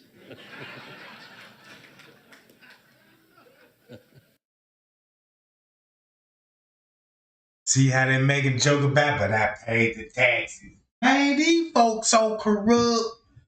And then look, check this out. This right in front of our faces. Cause you know what I'm saying? This what people tax money pay for. This what tax, when we pay taxes, we put these folks in a position of power. That's how they control the world. But look how much they people get a year on tax properties alone. This ain't even including businesses and you know what I'm saying, the shit they own bringing in. But hold on, watch this. But I have had every gaming company in the United States, I believe without exception. I have had Wynn in to see me. I had the gentleman that's currently bidding from Des Plaines came to see me first. I believe he was told not to bid Rosemont. I believe that. I've had MGM, you all know about that one. I've had Caesars, I've had Penn Gaming. I've had them all. My ex-secretary sits here today, and if we had one, we had 50 gaming companies that called. And the Palm, I forget the name of the family that owns the Palm, the new casino in Las Vegas. And I drove them all around the site, and I drove them to the Des Plaines site. And every one of them said the Rosemont site, by far the best location in the Midwest for a casino. But the professional staff, now I don't know who's professional, the people that are in this business or the professional staff from the gaming board said the Des Plaines site was superior. Well, Catherine can attest to this. Neil Bloom is a nice man. I called Neil Bloom and I said, Neil, can I ask you a question?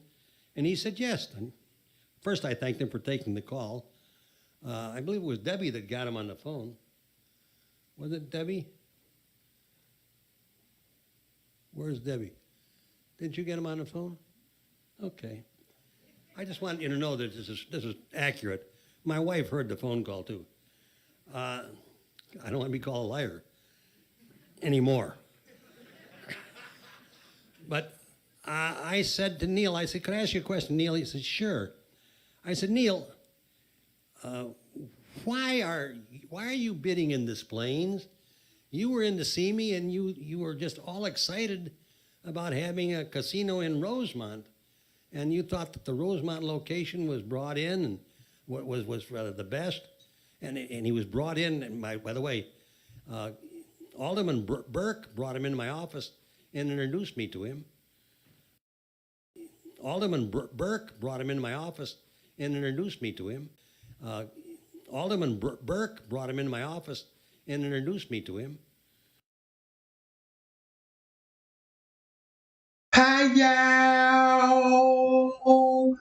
Hi, y'all. Did y'all hear who he said? Oh, shit.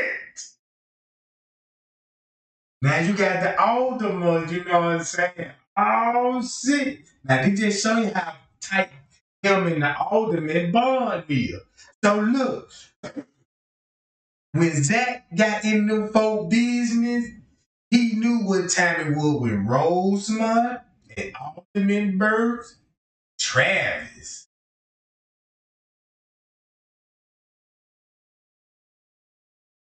How else they got Zach private number?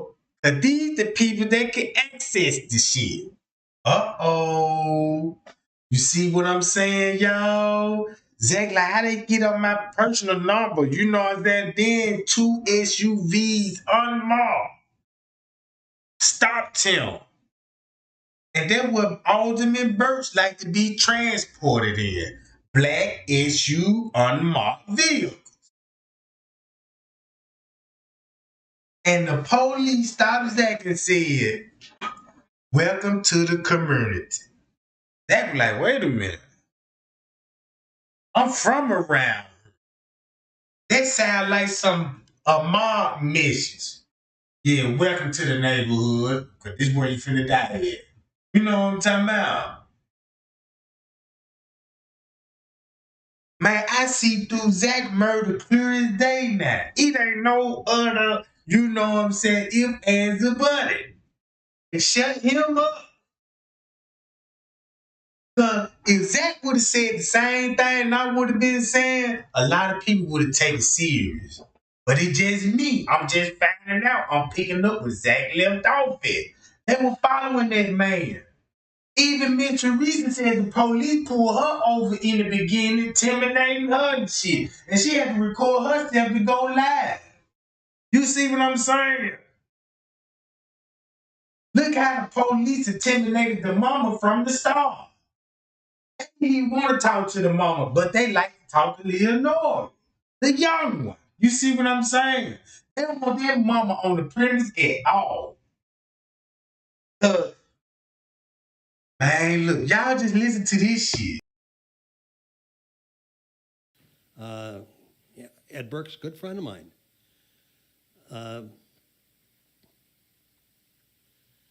And Neil said, well, the reason we're bidding. Now check this out. Y'all just see what he admit to. All of this extortion and shit, throwing pipes through windows, shooting at cars, kicking in people's businesses, taking slot machines, all this extortion, robberies he doing, and then he telling you that, yeah, he glad that the goddamn statute of limitation had run out. Now look what Burke's been charged with.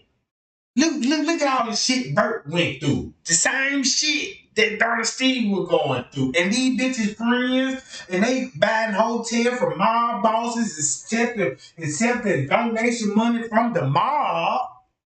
You see what I'm saying? Look. Bidding in Des Plaines because it's the best location. Wait a minute. You lost me there. I said, why is it the best location, Neil? It's the closest to Rosemont. That's a fact. Now, if you look at Neil Bloom's location, and I'm not picking at Neil Bloom, I think Neil Bloom was told not to bid Rosemont. If you look at Neil Bloom's location, if you're in our city hall in Rosemont, you look out the window at Neil's location. It's 50 feet outside of Rosemont.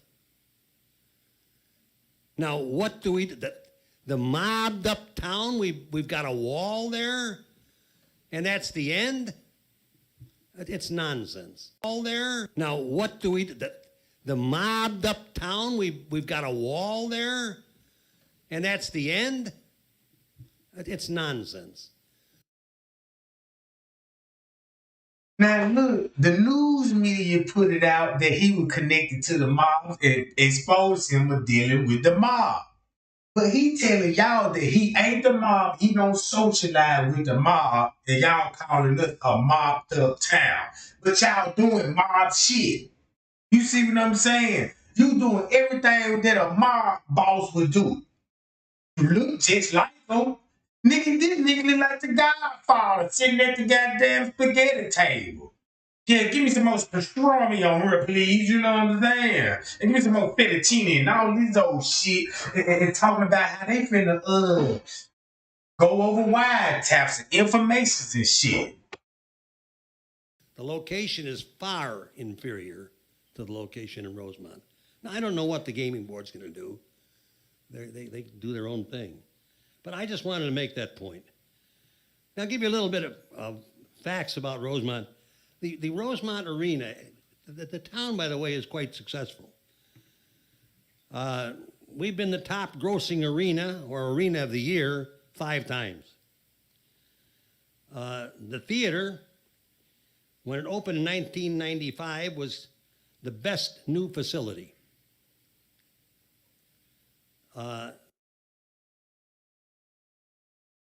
That's the theater that T.Y. and them was at. So look, he owned the theater too. He built the theater. He owned the convention. He bought the hotel and sold it. So guess who he sold it to? Freeman, right? I think he sold it to somebody before they sold it to Freeman, or I think he sold it to Freeman. I don't know. But look at all that shit that he got. And keep this in mind, he helped build the airport too. If you look at Google Map, all them hotel, airports, all that shit is around there. Know what I'm talking about? Watch this, y'all. We've been the top grossing theater 3 years after that. The arena has remained one of the top 10 grossing arenas for all of the 25 years it's been open. The now Donald E. Stevens Convention Center, and I didn't name it, Jim Freeman did, hosted last year 1.3 million guests, attendees, conventioneers, if you will. For the first time, you'd have an opportunity, if you had a casino, to get out of state money. That's where it belongs. The village of Rosemont, when you consider per capita, the village of Rosemont probably returns more per capita than any city or village in the state of Illinois. We return about $10,000 for every man, woman, and child in Rosemont to the state of Illinois every year. We've started some cultural things. We have the world's champion drum and bugle corps 2 of the last 3 years because we feel we owe something back to the community. We've started the Chicagoland's Pop Orchestra. It's been very successful to date. We hope you'll all get on board for that one. And basically, what do we want in the future for Rosemont? I want to get that off my chest. We want a fine entertainment complex. We want to draw more tourism to Illinois, to Rosemont. And we know that we can do it by adding entertainment. If the casino is in there, fine. If it's not, we still want the same thing. We want an entertainment complex. And by God, we'll get one. Now, we would like Rosemont, if you will, If you go out there and anybody, that, especially reporters, any of you guys want to really find out about Rosemont, come on, I'll give you half a day and I'll tell you all about it. Uh, we're great for flowers. We're great for landscaping. We want Rosemont, if you will, to be the Disneyland rather, of the North. That's what we want. Hey, what a coincidence that he would be mentioning Disneyland. At a time like this, Jack, look, why would he mention, guess what I told y'all about Disneyland, right? So look, if you did not, y'all know what Disneyland stands for. No, I'm talking about y'all know what they do in Disneyland. Think about Andrew Holmes, an agent, right? But he a search agent that would come on the news media outlet with false misuse of information, right? Now, watch this. And we want to be proud, as we are now.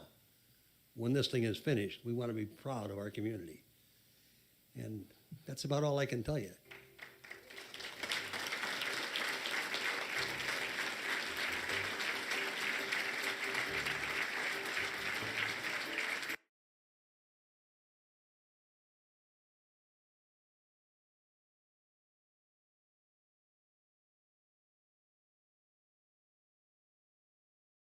Man, did y'all see that game?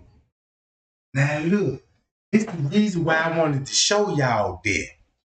That's how Rosemont became existent. They kicked out all the small fries, they extort them, booed them out, and took over their land and built the shit they wanted to build. Now look how far they came along with it. That whole Rosemont is nothing but a touring town. That's why the population of the people that actually live there is like 4,000. And they live in the village of Rosemont. So them like people that actually stay in the village of Rosemont, them the people that own and partnerships with people in the with the Stevens family. So remember, they started the home association first. So they in charge of the home association, all this shit. That's how they started the shit, right? So look, after all of that, you're gonna have to have drugs flowing in, cause nobody don't wanna go to the casino all sober and shit. They ain't got no kush to smoke. You know what I'm saying? Cause you know some people like that booger sugar. Well, shit, where they gonna get some of that at? See, they ain't gonna tell you about how they gonna set up the trap houses, so they like, fuck it. Give that to the black people. You know what I'm talking about? And we'll just go shop with them. You see what I'm saying? So that's why they hit us up with the crack and all this, because y'all back in the 80s, y'all seen a whole lot of white folks in that line. They try to say, yeah, the outbreak came from the black community, which it did, but they ain't finna show y'all them white doctors and superstars standing in line with the crackheads and getting that shit. You see what I'm saying? So look, you got to control the drug trade. So now look, since he done got this position of power, look how Rosemont is actually ran. They got cameras now. They watching all the cameras. See what I'm saying? They don't have too many murders going on. If you look at all the people that actually got murdered, it's a small rate of murder in there. But look at the people that died, like Kenneka, Rico, you know what I'm saying? The dude, they had a serious raper on the loose, you know what I'm saying? Strangling people, strangling women. You see what I'm saying? All the police officers got charges of corruption and money laundering and extortion and shit. See what I'm saying, y'all? Hold on, y'all.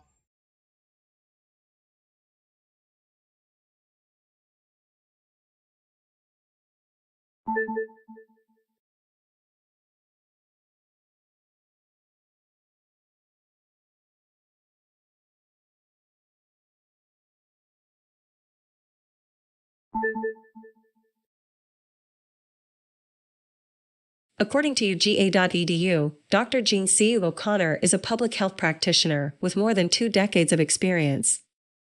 In addition to serving as a part-time associate,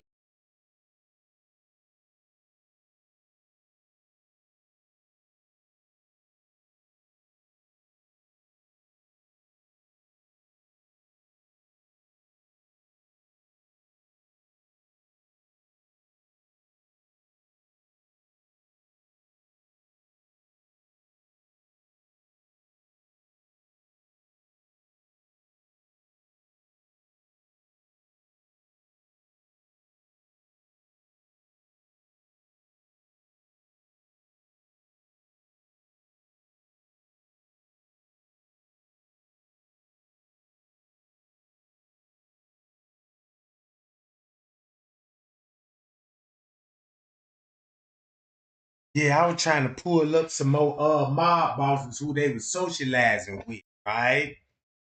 You know what I'm talking about? Now look, everybody they done deals with, all of them is upon corruption, and they hand tied in the dirt. Now look, they know the law. That's why it's important for us to learn the law if we don't get community justice. But they got to stand on nothing. They got a whole lot of evidence pulled from the case, right? On intentionally. Them charges, you know what I'm saying? They need to be found. All that cover up they did, that's gonna be life sick for a lot of people covered it up. Listen, man, if you gonna get committed, you gonna get her justice and charging the murder suspect with the crime. Look who else gonna go down with the murder suspect. So, do you think these people generate millions Chicago, and you think the feds want that stop the money just to give us justice? Uh-uh. You finna cut all that money off if you lock all these suckers up. You see what I'm saying? Then you finna cut their money off. That's why they allowed this shit going the way it was. Because we don't know the law. We don't even know what law they violated. We just know about the corruption and shit. But for the real law, we don't made this shit so deep.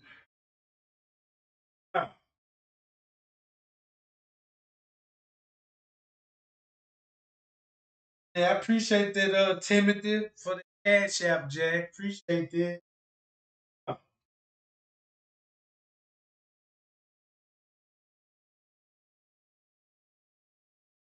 Idiot when share the video, you know. Uh, Check this out, gang. There's no doubt about this that old Chicago police is y'all. My mic going in and out. Let's see, thing just hold on, y'all. Let me try to get my attack on it.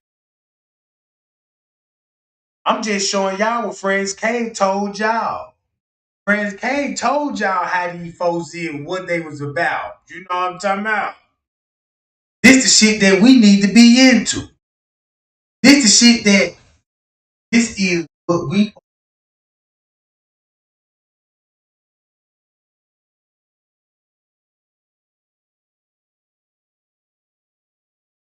gang. I'm not like my microphone trying to go in and out.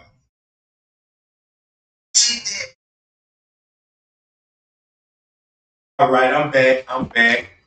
Now,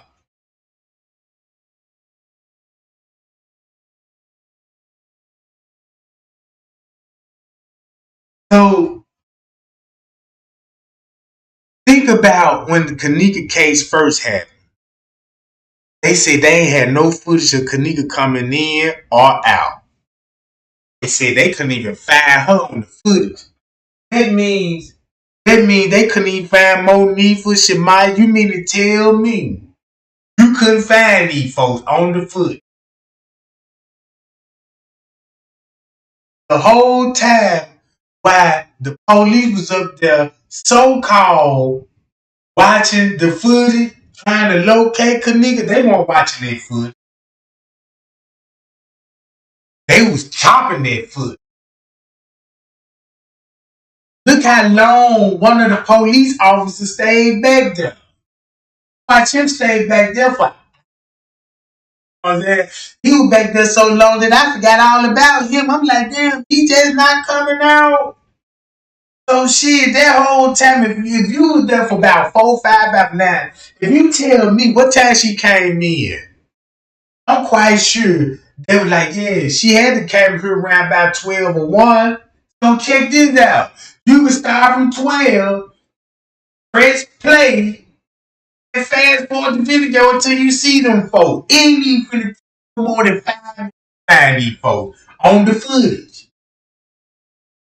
How can you say you didn't see her coming in the back door? Other friends. But security watching the camera the whole time, they don't even make sense. So they just let you know the female manager helping the police. But look, she gave herself over police down to the basement area. When she took him down there, she left him down there. He didn't even stay with her.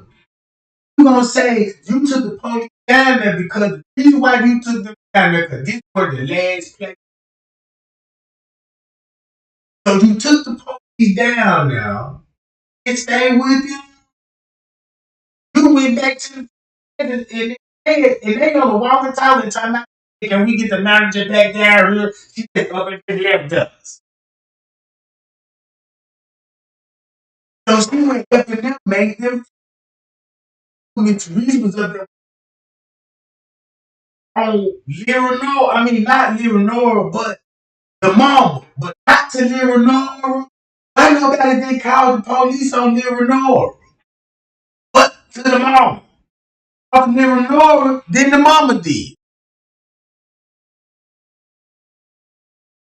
You see what I'm saying?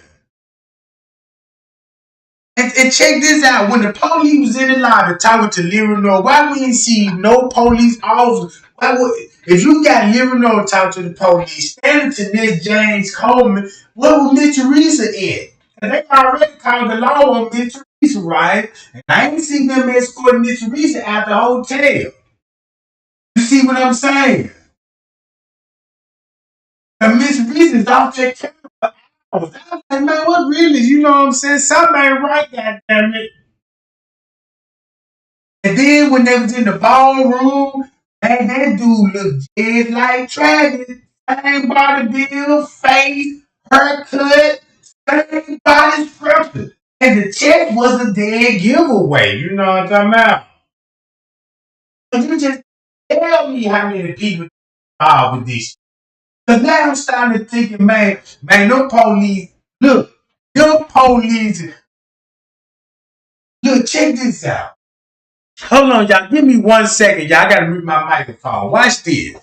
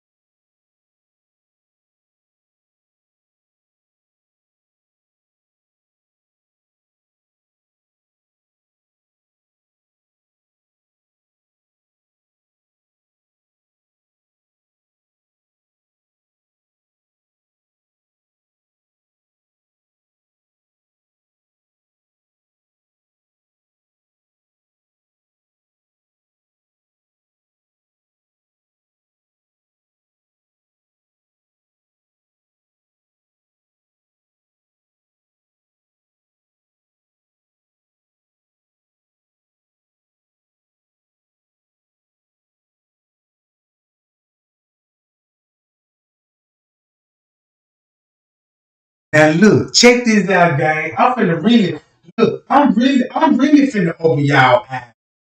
Check this out. In Crown Plaza Hotel, they got a bus shuttle, right? And that bus shuttle is provided to the guests like every hour or every 2 hours. You never see a shuttle bus dropping off a group of people like from the airport. Keep this in mind, right? You seen a lot of air pilots that was there at the Crown Plaza. You mean to tell me these air pilots sending them to Crown Plaza is like sending them to the hood at the hotel? You see what I'm saying? They in the Hiltons and big boy suites and shit. You know what I'm talking about? You ain't never see a shuttle bus drop no guests out. If it was a big ass event that was going out that night, so they might use their bus shuttle to transport very invaluable people. I mean the big dogs, you know what I'm saying? Cause you send a shuttle bus, go down and pick your clients up, you know what I'm saying? You got what I'm saying, transport services that you go pick up your high profile client. You don't want your client catching no cab or you know what I'm saying? So look, it's a lot of shit y'all didn't see on the footage, right? Now if the VIP parking is downstairs in the garage, and that's where the valet is. You got all this shit. What do they check in at the hotel?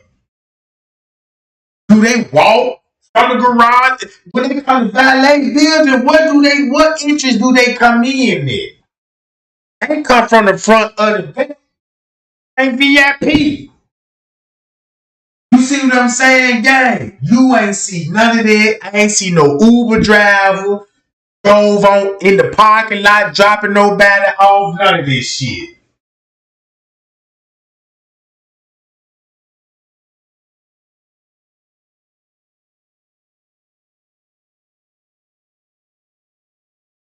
See what I'm saying?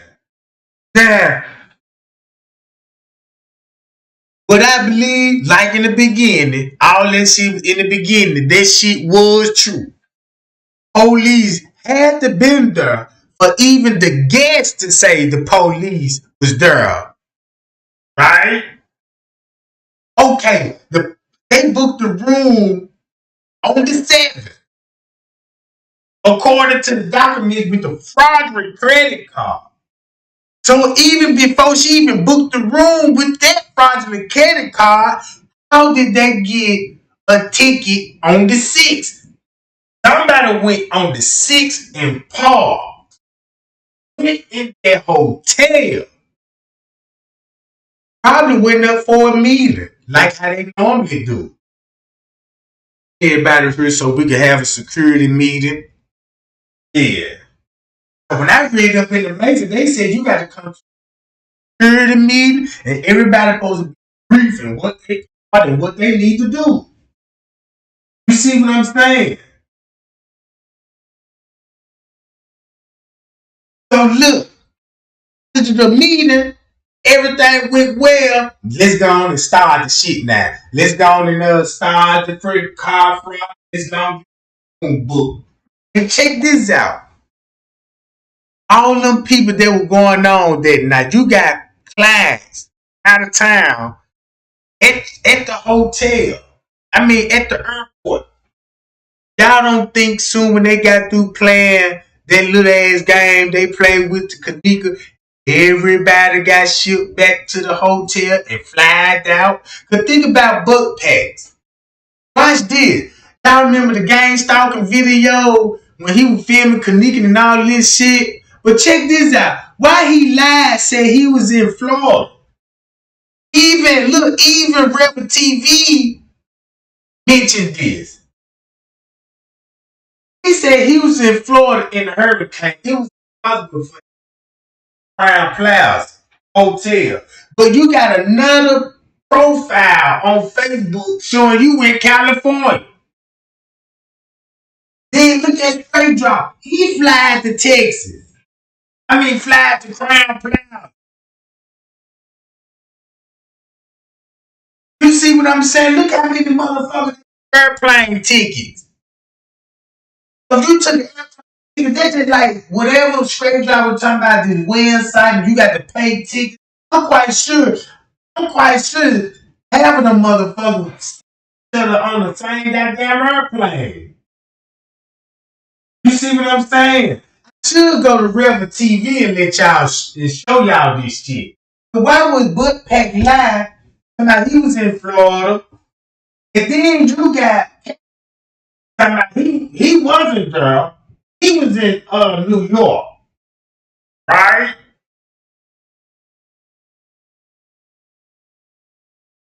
Look how all these motherfuckers came and they was out of town and shit when the girl came up missing.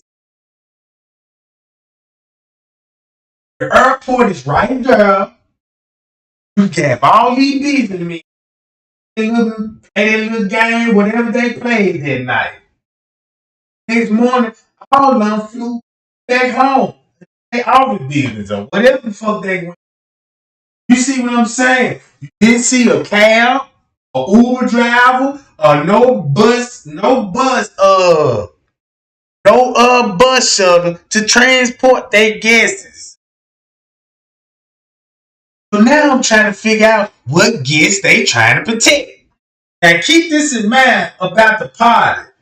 Now, there wasn't no Irene party because her birthday is really on the 5th. See what I'm saying? She already had and celebrated her birthday.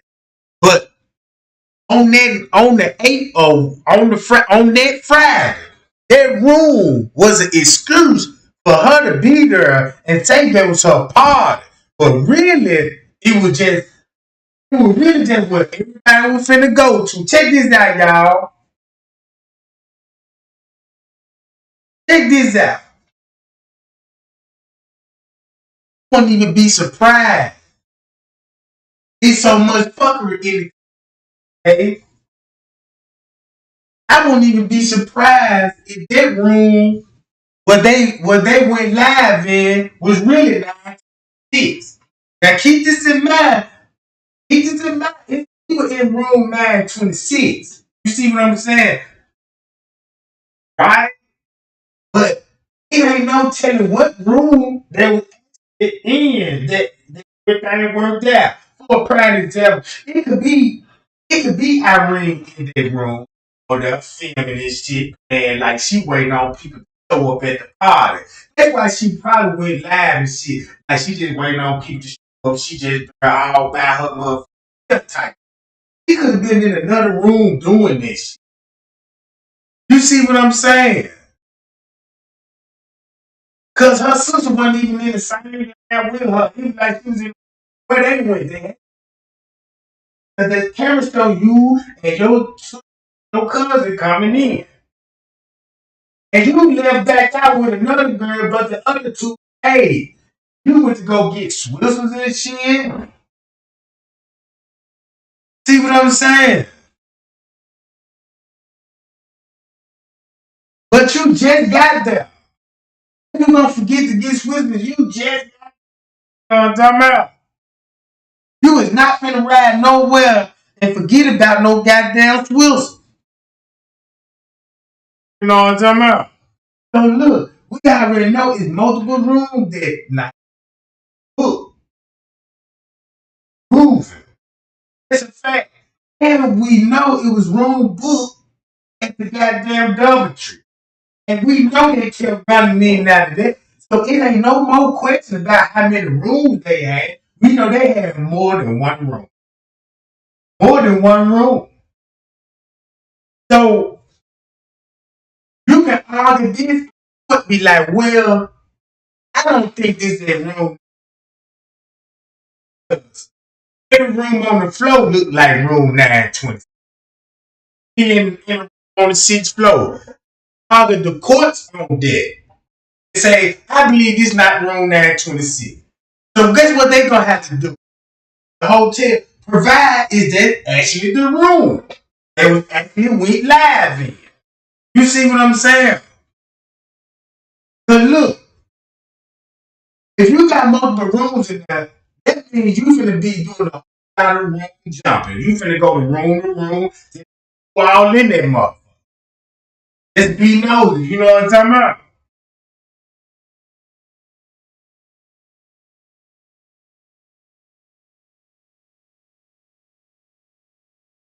I'm reading the check, y'all see what's going on.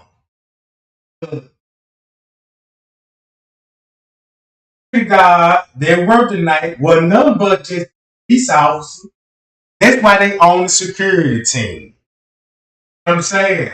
That's why they own all the surveillance system in their town, right? I'm finna show y'all what he talking about butt pack. This shit finna get serious. Oh, y'all.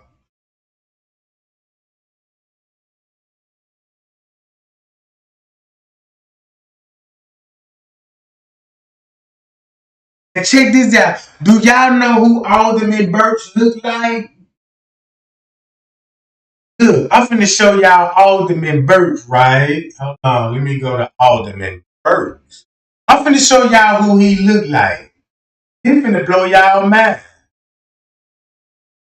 I'm finna show y'all exactly who Alderman Birch look like. Go to this shit right quick.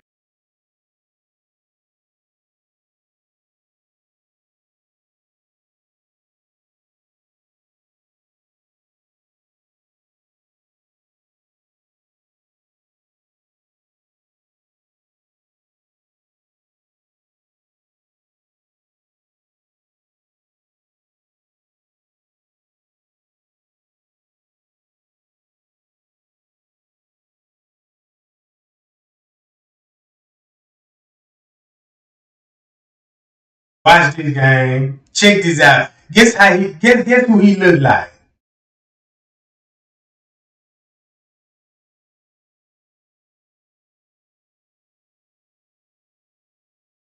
He look just like that man that went and unlocked the hood. He look just like him. You see what I'm saying? He look just like these folks, just like what Franz K told me. Y'all see how the Berry man, and then look, and they kept his name secure. Nobody know who that man was. We know he's security. Nobody don't know who that man like that. Balcony, her color, same hair colors, and all this shit. You see what I'm saying? He look just like him. I need to get a clear picture of him. I got a video. I need to uh, put a picture comparison, and they motherfuckers look alike.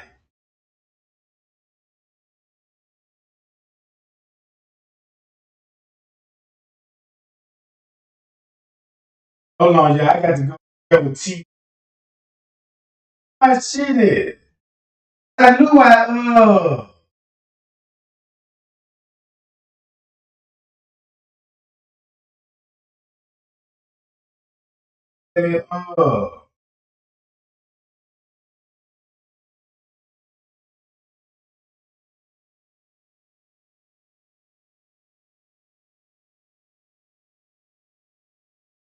it right quick. Uh,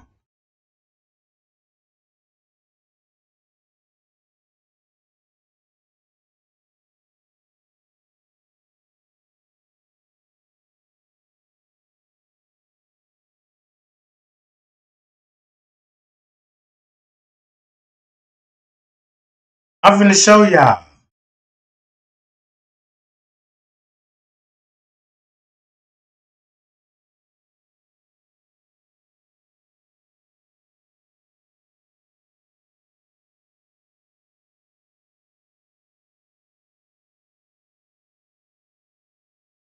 God damn, I hope he ain't took that junk down. Hold on, that junk got to be like,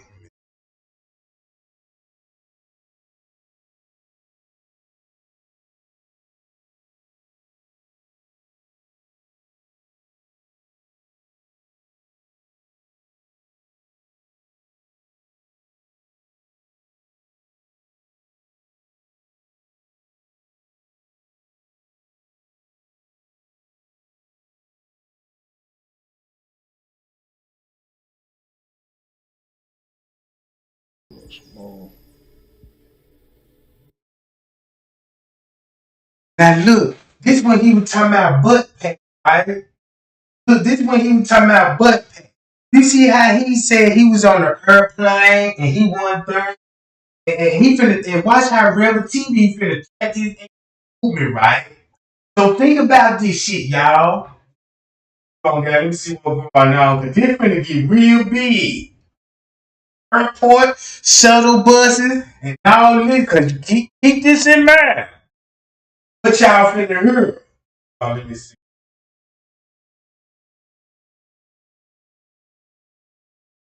Alright, hold on.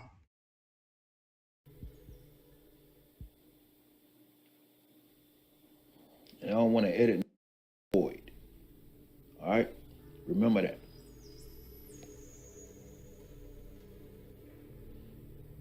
Dave, let them know we turned up. You know game, right? That is what it do. All right, so right here, Kenneka is still trying to get away from this dude. She's still trying to get away from this camera. Just look, everybody check y'all out with 223 viewers right now. And don't get me wrong, like I said, I don't know if this dude did anything to her or not. But also, I want you to also know that she's not the only one that react to him like this. You see what I'm saying? Like when a lot of times he's walking around his neighborhood, some people just don't want him filming, but he just continue pressing. That's how he is. Going fucking crazy.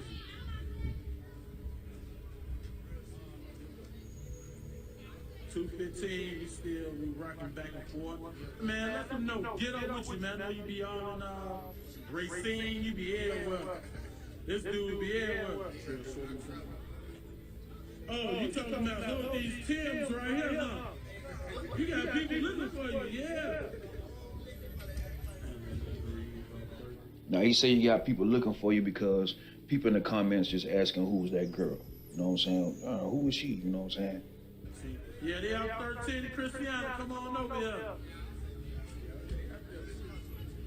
Yeah, they out there. Oh, she just ran her from Tim's right there. Somebody went to holler at you. Hey, come here. Yeah, shot town. This something. Now I know she good in with the guys, but I'm not understanding why didn't she try to go where the girls was and just kind of, you know what I'm saying, hide away from him amongst the girls. Why did she run to the boys? You know what I'm saying? I don't get that part. I guess I don't know. Real positive. It ain't nothing crazy going on. One up in the end is joint. Which one of these? Who looking for a chick or looking for a dude? I can get y'all can get up on right now. Now see what he just said. Who looking for a chick? Who looking for a dude that y'all can get up with right now? He does that in all of his videos. He just walks around his neighborhood doing that. But that's not the only thing he does, though. You know what I'm saying? He go to restaurants and little stuff like that. You know what I'm saying? Little balls. I didn't seen him go to balls like the play. Man, this nigga done been in the Players Club. I mean, the Players Ball with motherfucking Magic Don Juan in that bitch. You know what I'm saying? I thought they were gonna kick his ass out, that motherfucker. They letting him walk around because that's his hood. You know what I'm saying? Y'all done the live? No, live ain't done. I pull off. That's when it's done.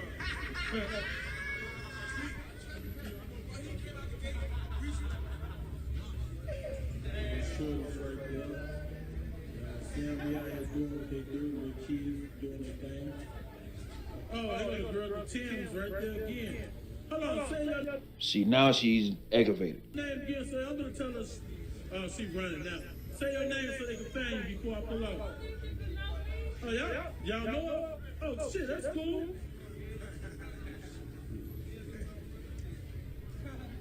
Oh, yeah, she did. Tell me, there she go. Y'all see her? Shit, I can see you should be able to run that little ass boy. I know that mother should be able to take flight. You should put some wings on that motherfucker. Hey, but be easy though, Shawty. Look, man, I'm gonna get this thing. All right, so again, I want you to remember. I'm gonna go to the next video. I want you to remember. I'm not gonna play this because it's the same video, and plus half of it is music anyway. That's the reason why I just played that one. But look down to the bottom. Untrail D Boyd. Untrail Boyd. He has two different accounts, one with the D in the middle and one without the D. All right. Butt pipes. Remember that too, butt pipes. You're gonna always see that butt pipes. check on your people, you're gonna always see that. So here's his Facebook account, and of course I've been scrolling already. So what I want you to see is,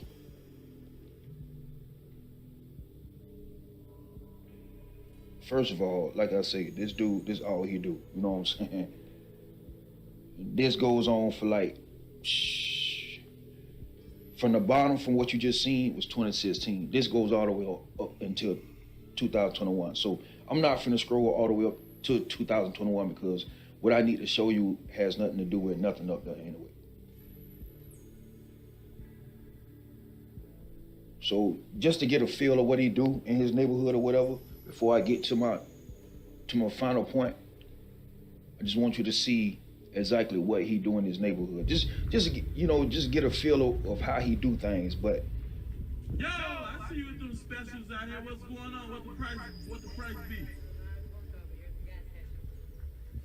Baby, I'm sorry. How much you make? And look at this similarity. Look, he fucking with prostitutes. You know what I'm saying? So to me, he interested in human trafficking, pimping. You know what I'm saying, gang? How look what we see. Look what happened to Kenneka. I'm about to definitely traffic her on the low. Do that. And think about butt text and watch how he down. What you do there? You a cashier? Listen, baby, I know you're a straight steal, so I'm watching you come out the cut over there. How much you need? Who your boss is? Tell me your boss. Huh? I'm fit too. Tell me who your boss is. See? That's it, right? I know it's a daytime. You may think I'm some type of fool. Why don't you cut through here then since you work there?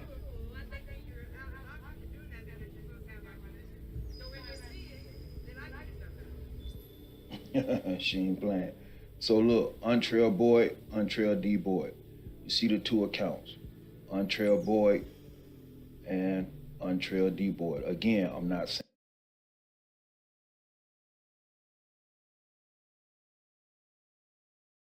Check this out.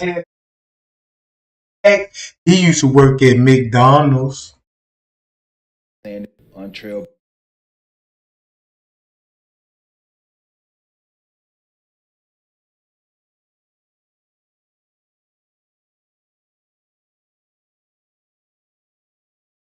See what I'm saying? He used to work at McDonald's. They used to work. Alright? I didn't even know that Benny used to work at the Crown O'Hara at the airport. Even know that. That's how you know these folks. I said, damn, it makes sense. It makes sense. Kenneka go to hotel party. She went to the hotel at O'Hara Airport. Look who used to work there. 2016. The goddamn unit. Director. He had to make two profiles and took O'Hara off the first profile and made another new account and left that out. Now check this out. Boy and Untrail D Boy. Again, I'm not saying this dude did anything. I don't want nobody running up on this man unless you fully have some type of clue of what the fuck. Y'all see that? I hope I just you know what I'm talking about. Yeah, he probably would. He had to work with Monique and them at some point in time because he know Kenneka. He know Kenneka and her family. Keep this in mind. He know Kenneka. And he know everybody from the block, so he ain't no stranger, right? So look, this will understand why, like she was gang targeted. Is going on. You really know this dude. You really know how he is, how he play. You know what I'm saying? And this information just might have helped you figure out something. But other than that, don't run up on this dude because I don't know if this dude did anything. It's just something suspicious he fucking did. You see what I'm saying? And it's highly suspicious. So my best bet is if you think that this video will help you in any way of putting together some pieces that you may have thought about this dude, go to the cops. Let the cops know, hey, here's a video out here that it just seems suspicious. Something that this video said about this dude, and I want y'all to question. You know what I'm saying? See if y'all can get the answers out of this dude because something just ain't right. You feel what I'm saying? But not for you to just go up and run up on this dude. This dude, to me, it seemed like a good dude, but I mean, anybody can hide up under sheep clothing. You feel what I'm saying? I'm going by actions and what I see.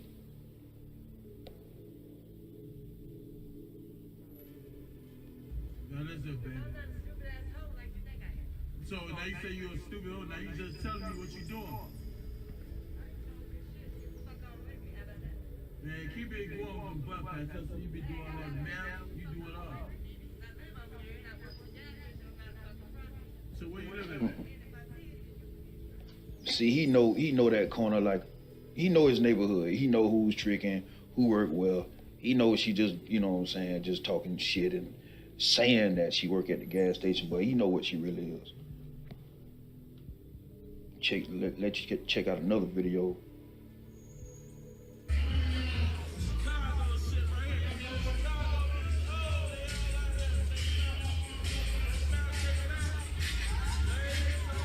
See, this is just something that the dude do.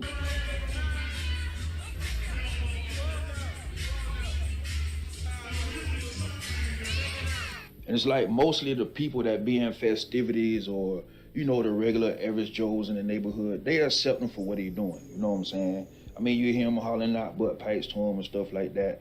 And then, but it's mostly, the people who's out there, they ain't doing right. So they get kind of upset, don't put me on it, which I can understand. That is understandable.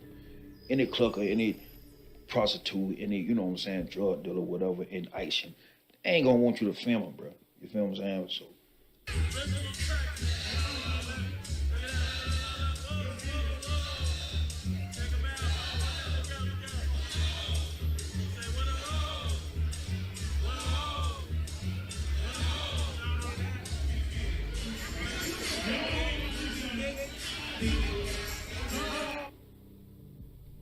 Let me see. Give y'all a little taste of something else he like doing. Oh, he stay running up on this type of shit right here.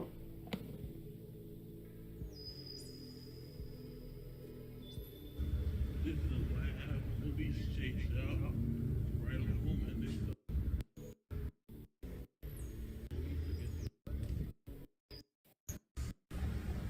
Middle of their neighborhood. Like this North Lawndale. Here go Christiana right here. 15, 16, 13 right here. Now look across the park. Center Space, Chicago Film Studios. You see what I'm saying? That's where they be doing the show Empire and you know what I'm saying? The little Chicago TV shows and shit. You feel me? That's where they be doing all that shit at.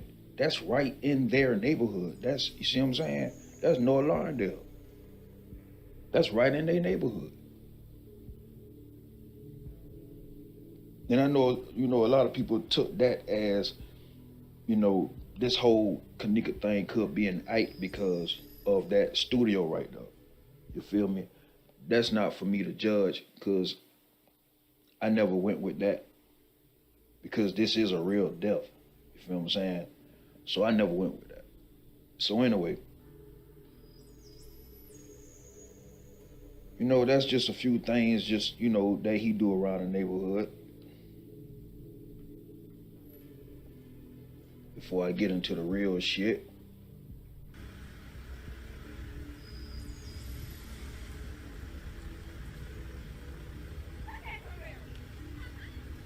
Now look, this in Kenneka neighborhood, right? Look at 13th and Holman.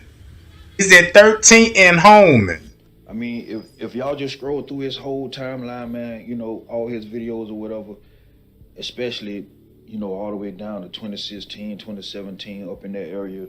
I mean, the boy was getting, he was live, you know what I'm saying? I'm talking about real lit. Got some good videos. It shows you the whole, mentality of the neighborhood, the whole characteristics of the neighborhood. It shows you the full environment of the neighborhood, you know what I'm saying? He just get in depth with it. He really do, because he's really walking around his neighborhood filming stuff. He's not just riding through and just sightseeing and shit. You know what I'm saying? So other than that, I like the channel. I like his channel, whatever. But like I say, I seen some suspicious. So let's get to that suspicious part. So I'm gonna scroll back down.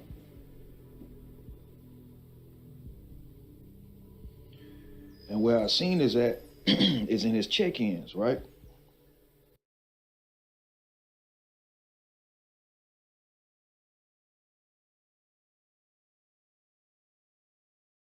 Y'all see some of the check-ins?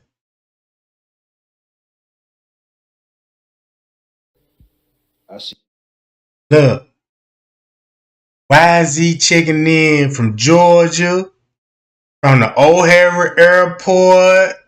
Y'all see that? Look how it all linked back to Georgia. Remember, who stayed in Georgia? Not catching T, but King Rob going there to Georgia all the time to hang out with y'all. Right? She might be in Atlanta, Georgia. But look how all of this finna be all suspect. Right? Check this out, gang. See, he done visited Atlanta, Georgia in March this year, right? Chicago Airport this year. You feel me? So I say, okay, well, if this is the check-ins, man, let me scroll down to 2017. Where was he at the time of Kenneka? So I go to scroll down. So let's scroll down. Let's do as I does, right? Let's scroll down.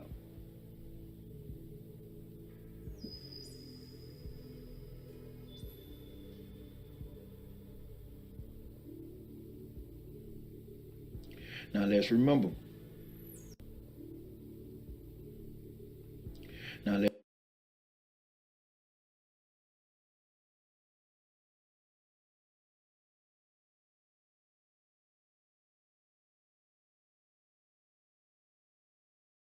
let's remember. Kenneka showed up at the hotel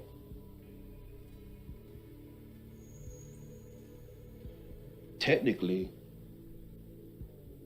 on the 9th, right? Like 1 something that morning.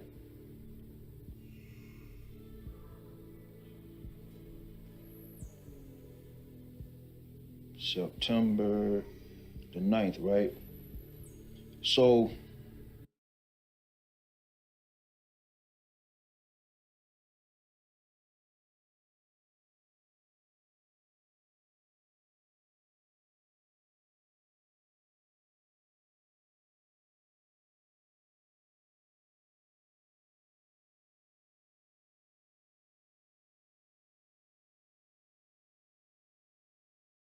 Now look, y'all see all this, right? Now look, just look at all the check-ins.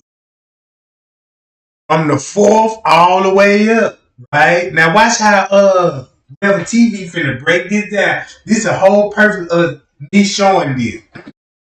Because of that party they had at their room and they were flying motherfuckers out to that room. Because you had too many people from different locations showing up. Like, if Straight Drop staying in Texas at the time, why he was there when Kenneka was there? If he said he was in Miami at the time, why he lied and said he was in Miami, but he was there, right? So let's put this all together and see what's really going on. Here's the area right here, right?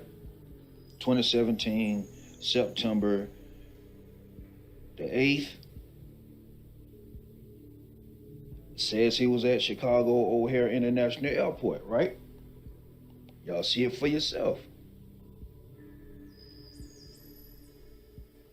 Says he went downtown Miami on the same day. So I'm thinking, damn, for him to get from Chicago to Miami on the same day on the 8th, hold on, let me check. Like, how long does it take to get to Miami from Chicago? Keep this in mind. If you commit a crime, right, and the police, where was at? Only thing he got to do, man, I wasn't even in town. See, I was in Florida. Look, here got my check-in slip right here. This is the only thing they can show me that I was in Florida. Y'all see that? Boom. Same thing Straight Drop did, right? Hold up, why did this though?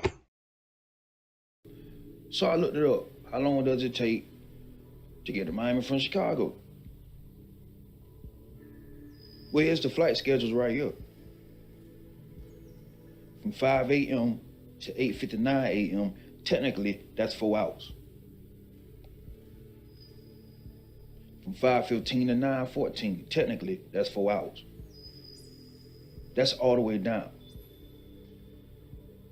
All right? And this is from Chicago to Miami. So we're talking 4 hours, right? We're talking 4 hours. Granted, it only take 4 hours to get there. So he can get from Chicago to downtown Miami on the same day within 5 hours because it takes 4 hours to get there, right? We just seen it on the schedules. Cool. Now, on the 9th, he's right back in Chicago.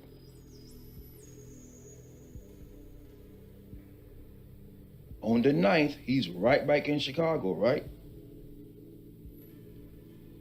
Now, his check-ins didn't pop up for him to come back to Chicago at the airport, but that's fine. That's fine because we know it only takes 4 hours to get back and forth now, right?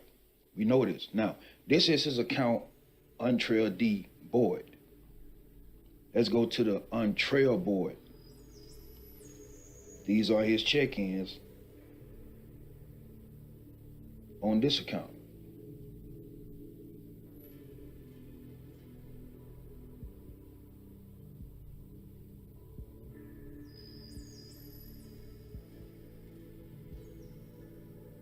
That's December 2017. We're looking for September.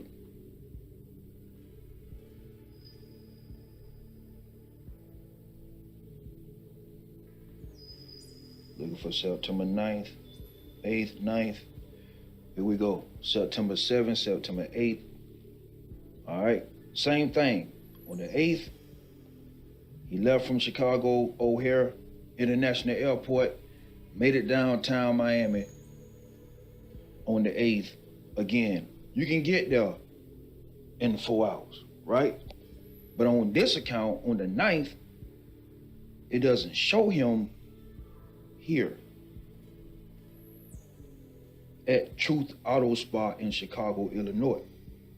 It doesn't show him in Illinois on the 9th. It shows him still here in Miami on the 9th, right? That's fine. That's neither here or there, right? That's fine. He's in downtown Miami still. Now, this is the Untrail Boyd account. This is not the Untrail D Boyd account. This is the Untrail Boyd account. He's still in Miami on the 10th, right? But here, it doesn't say that. He came to Chicago on the 9th, still in Chicago on the 9th over here, but all of a sudden, of course, the 10th is not on here, but he made it back to Miami on the 10th once again on the other account, right? Now, again, this is not the mysterious part. If you thought that was mysterious, this is not it. What's going to be mysterious is when I go back to his videos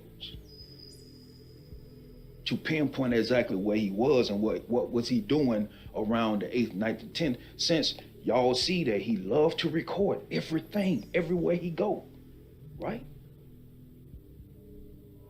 So shall we get to that part? Are we clear so far as to what's going on, right? We clear to so far? Okay, let's get to his videos.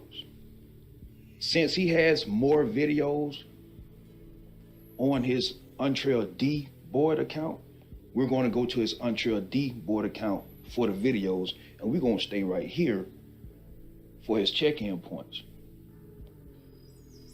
That's fine.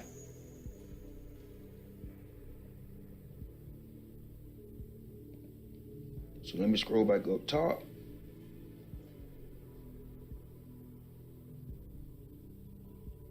Hit videos. And we're going to scroll back down.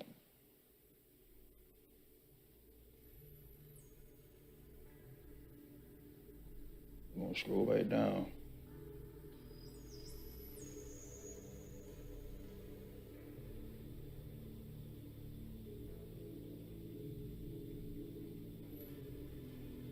I'm going to see about here. Well, actually, I know exactly what to look for because I done already been through this already before I started showing you guys. So I already know what to look for.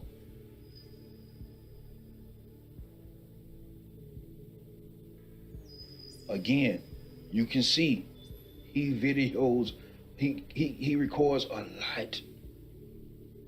lot everywhere he go in his hood, everywhere he goes. I mean, the dude be at work and he be recording shit. You know what I'm saying? He records a lot. Children's events, he records a lot. You feel me?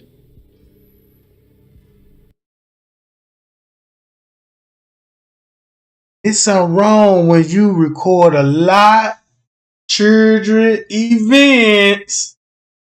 You see what I'm saying?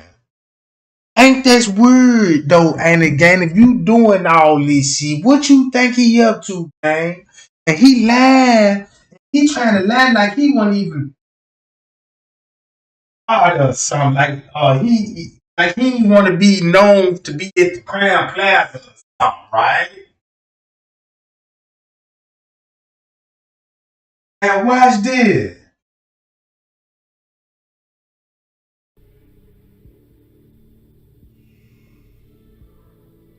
I might be moving too fast, so I'm gonna have to click on some of these videos to catch up to the dates. I'm gonna click on either one of these.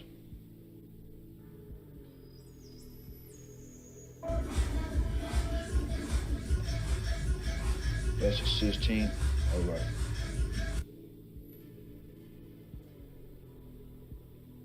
That's 2016. Scroll up some more.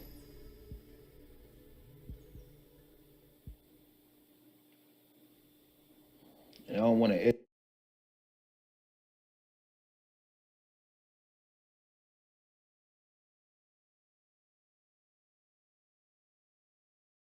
He on the 8th, right? On the 8th, he was at Chicago O'Hare International Airport. Okay, where is that? Where is that? Well, let's type that in.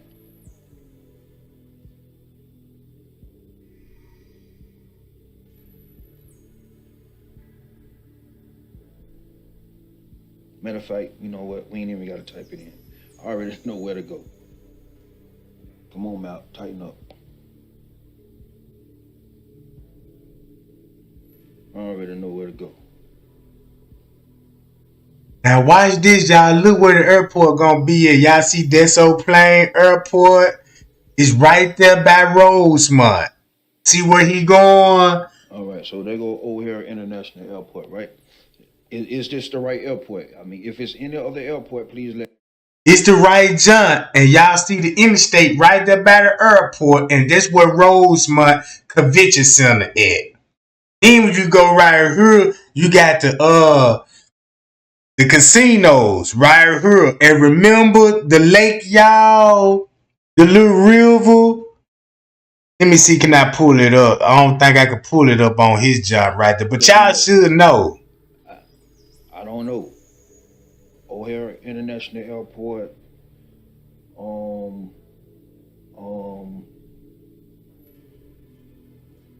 going once, going twice.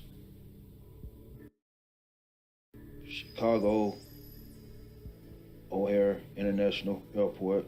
I don't know.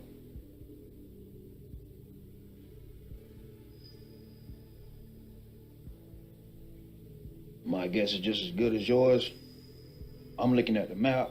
I don't see it, and we've been through this case for so long. You feel me? The only things we use. Or it could be a private airport that where all the jets go. But keep this in mind. Do y'all know where the small look? If you look on Google Maps, you know you're gonna have the big airport like for the commercial. But think about all the people with their own private jets and all that. It's a small airport in every town. You're gonna have the big airport, then you're gonna have the jets, you know what I'm saying, with people with their private jets and all this. That's why you don't see a lot of millionaires riding on airplanes. They got their own private jets. They go to the strip. You know what I'm talking about? Now watch this. He can't find the airport. But we know the airport that we looking for ain't on the map. But it's on the map. You just got to look deep into it. But it ain't the same airport like the O'Hara though. That's what I'm trying to say. So that means he was at another airport, right? Check this out. Hold up. To get confused with is the hotels because they have several Crown Plazas.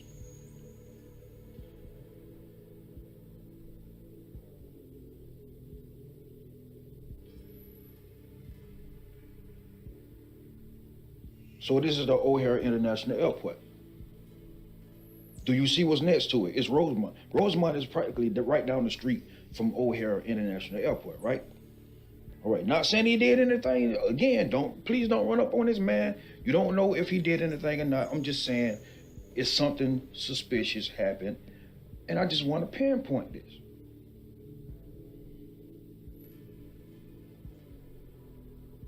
So here we go. We got the airport. O'Hare International Airport. Rosemont is right here. Now check this out. Look how much space the airport done took over that side. You see how big the landscaping is? Right down the street, and look at all the shit Donna Stevens and them built around the motherfucker. Whoa! You see what I'm saying, Jack? Now this finna get real serious because look how much land these people own. Now keep this in mind about butt pack and everybody that wrote on there. Plus, a receipt who worked in the airport document.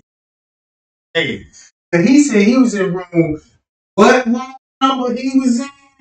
And the airline booked the room for him.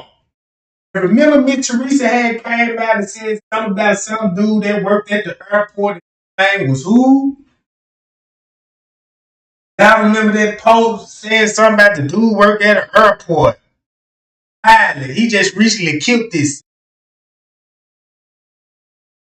Damn, do I need to go back to that, y'all? He just killed himself. Like last year or some shit like that. But watch this though. Here, let's find They go to the river where he got all the mud at. And all them business you see, them the ones he kicked the doors in, took their and got them folks out of business. And he owned all this shit, right? Why did?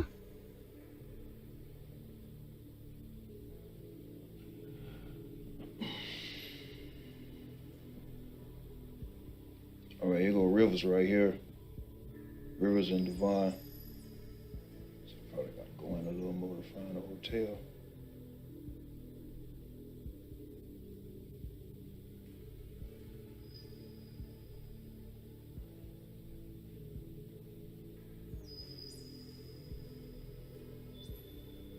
What are they doing?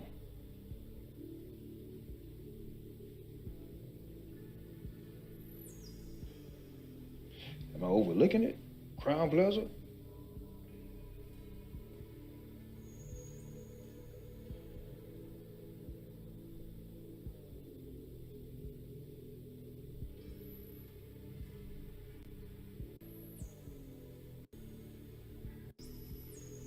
We'll just do it like this. So over here.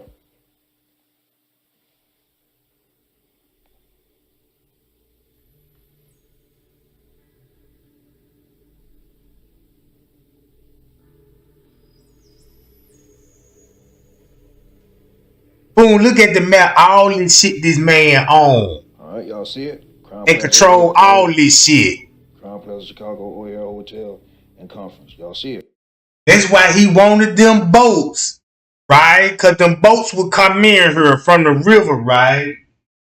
So look, he got traffic coming off the boat too. Damn! There's many ways you can escape. Airplane or boat, goddammit.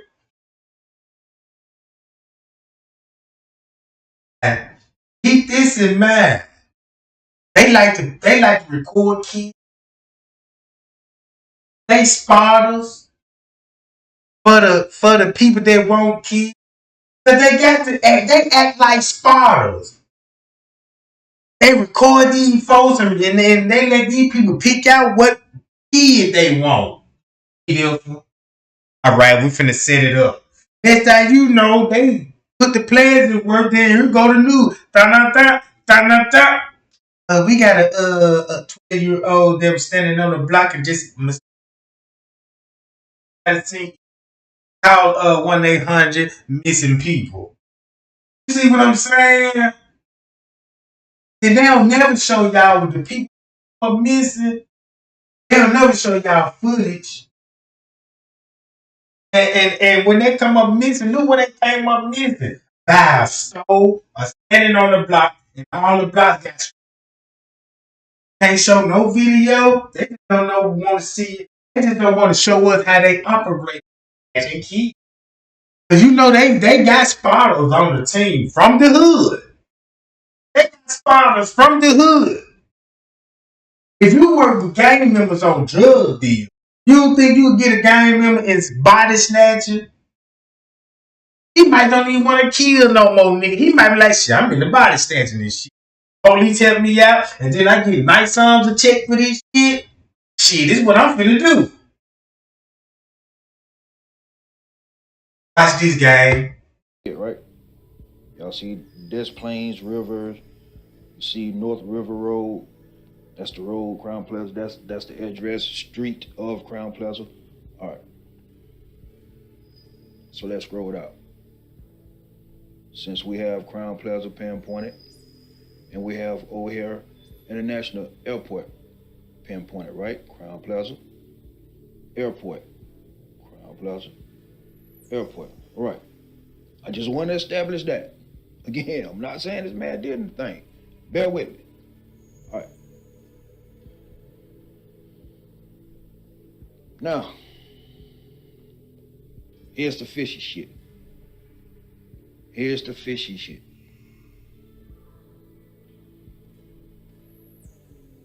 You are at Chicago O'Hare International Airport, and you leave to go to Miami, which is only take 4 hours to get there, right? So this is September the 8th, 2017. You went from the airport to Miami, September 8th, 2017. Let's get to the video.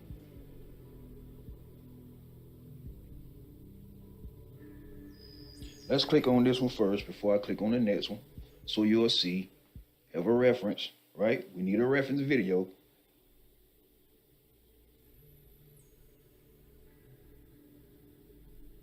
This is September the 9th. This says 4422 West Medicine, Betty Johnson, all white party, free to get in.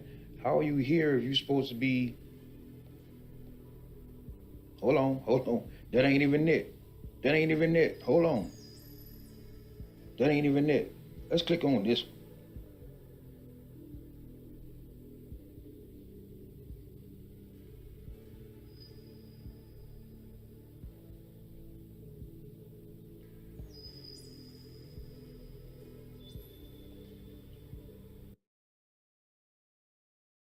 I wasn't supposed to do that.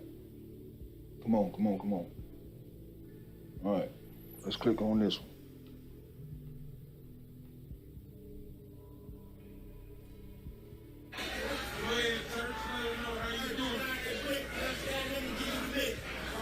All right.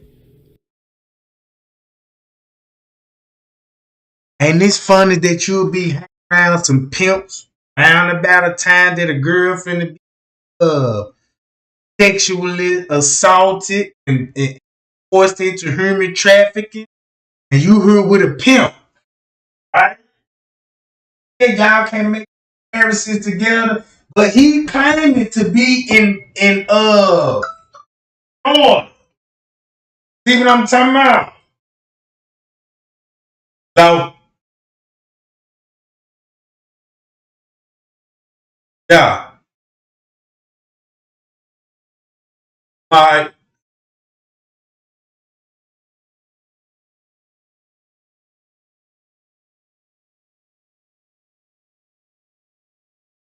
Yeah, I take X pill. I said I take X pill. Y'all ain't got no X pill. But why you calling me? You must got a deal on them. You got a deal on some X pill or some faux ball. You can't hear me.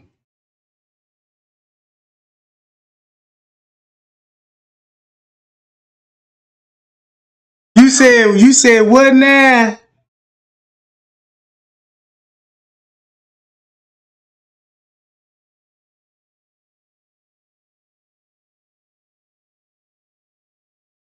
Look, y'all, somebody called me talking about is I'm on medication and shit, and they got some good benefit plans to get my medication cheaper, right? So I asked the lady, I said, well shit, you ain't got no X pills or no 4 bars. She said she could get them just, y'all. Man, I hung up in the goddamn face, man. I told y'all these people be scamming. Told, how you gonna tell me you finna give me a deal on some X pills? Them drugs. You know what I'm talking about? That's why I went and did it, because she gonna talk about she can get them. Try to let y'all hear the conversation, but I got my background down real low, so you couldn't even phone call. But yeah, y'all. Now check this out. It would be real strange that you hanging with a pimp on the 8th, 2017 in Chicago. But on your other account, people think you in Florida. But is he hiding with a pimp? These the people you want to be around with the hoes and prostitution, right? So you see that. Alright, watch this, y'all. September 8th, 2017, he's still in Chicago, right? He's nowhere by the airport just yet, right? So now we have him pinpointing, recording himself. He's recording. This is at 2:54 a.m. on the 8th, right? 2:54 a.m. on the 8th. It's 2:54 in the morning on the 8th. He's nowhere near Rosemont. He's nowhere near the airport, right? This doesn't mean anything just yet. Because, I mean, he could have went to the airport 10 o'clock that morning, 10 o'clock that night. Well, technically a little earlier than 10 o'clock at night, but you get what I'm saying. 2 o'clock in the morning, it's fine. You somewhere else in Chicago, that's fine. We get that, all right. Just remember, that's technically 3 o'clock in the morning. He's still in Chicago at the bar or club, whatever that is. With a pimp. September the 8th. With a pimp. Let's click out of this. Let's go to the very next video.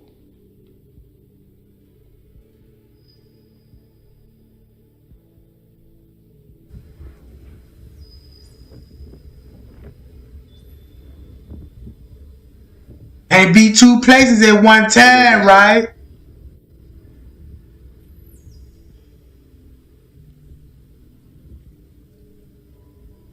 Now I need all my smart people on this one.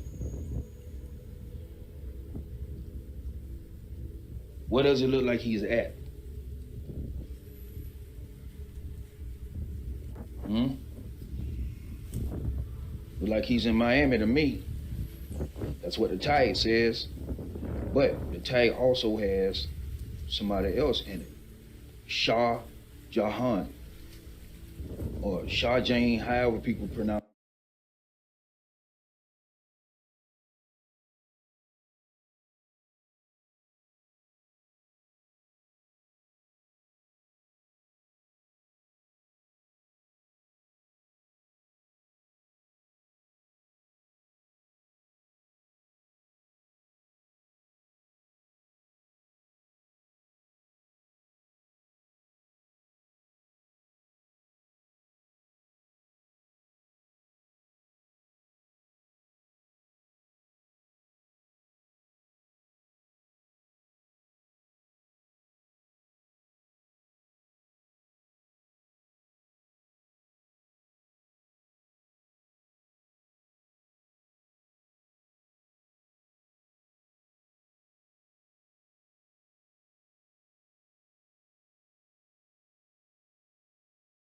Y'all see that? That nigga take wedding pictures.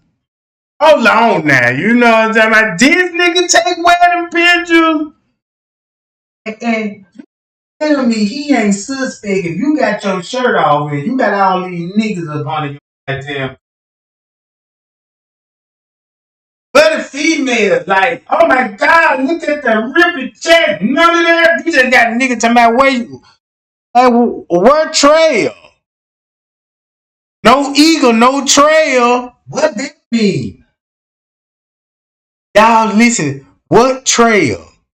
No eagles on trail. Sound like some cold talk, ain't it? Look, don't that sound like some cold type shit? Hold on, y'all. Somebody appreciate that, David. Get that little $2. You know what I'm talking about? What? That's half. I fought it right. Fought it. Now look, y'all. Check this out. He in Florida, but he want people to think he in Florida. In Chicago. They names these days, pretty sure, I don't know. But he has a different person tagged in the name this time. Right? Who's Shah Jahan? Says he's with Shah Jahan. Entree Boyd was live with Entree D. Boyd. And then again, dash with Entree D. Boyd and Shah Jahan in downtown Miami. Now, you're supposed to be in Miami on the 8th. This is why you got this video. Because you're supposed to be in Miami on the 8th, right? Okay. All right. September the 8th. Boom, downtown Miami. Right? Watch this. And this is the very next video from the video he was in Chicago on the 8th. This is the very next video when he's in Miami.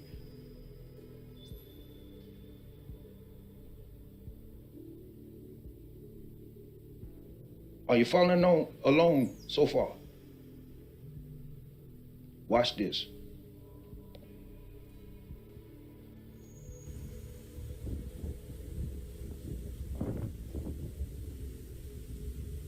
We're going to go to his relevant real-time comments. Do y'all see what these people are saying in the comments? It's not him. It ain't him. I don't think he's there. These are people in his comment section. This is before anything even happened to Kenneka. So it's not like they just talking suspicious about his whereabouts because of what happened to Kenneka, because nothing happened to Kenneka yet. September the 8th, Kenneka ain't even in Rosemont yet. She's not even in Rosemont yet. Nothing happened to her yet. She's not missing. She's alive. She's riding around with her friends right now. She's nowhere near. Matter of fact, let's see what time this is. September the 8th. 4:23 p.m. She's nowhere near Rosemont. Not that we know of. She's nowhere near Rosemont. Nothing happened to her yet. But the people in the comment section is, that ain't him. He ain't there. Look, I'm gonna scroll up. Untrusty boy, I am about to talk. Add me in. Add you in. This is your live. What do you mean add you in? This is your live. Hold up. I'm just speaking an obvious for right now. It's gonna hit you in a minute. He's not really there. Look, he's still trying to text, spread eagle. That's another thing he says. Spread eagle, check on your people, butt pack, stuff. Now that's a code talk. Spread the eagle, right? No eagle, no trail. You know what I'm saying? We already know the eagle is a mascot for Masons too, right? Because you know what I'm saying, the man wear an eagle head and shit. Out the eagle head on the American dollar with the 13 dollars in the foot. I know that talk when I heard. I don't think of a bird, but the eagle.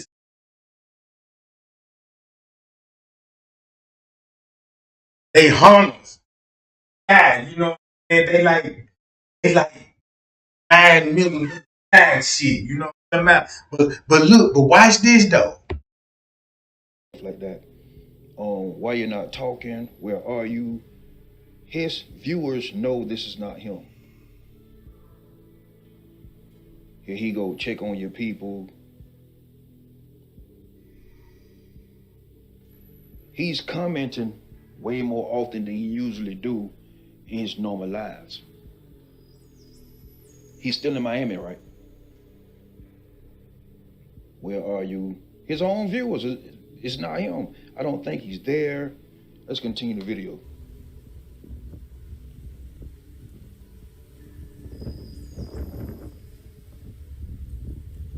Probably not him.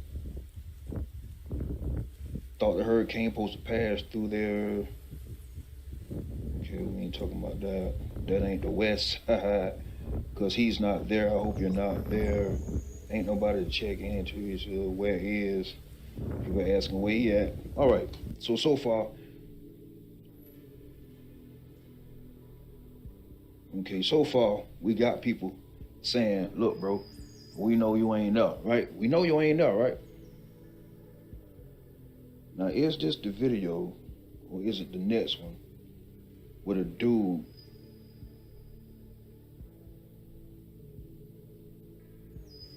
look, y'all.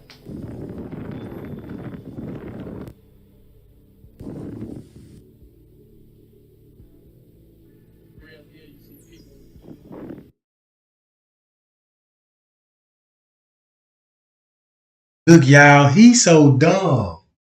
You going live and show everybody you at the beach.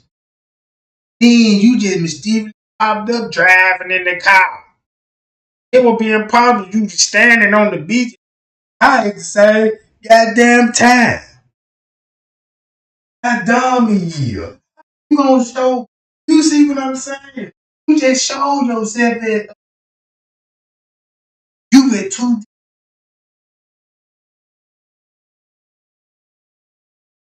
See what I'm saying? Like you trying to text. Either don't leave trails, right? Like this.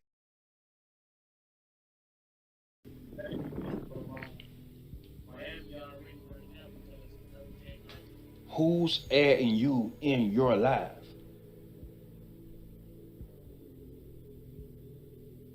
Why you playing games, bruh? Who's adding you in your life?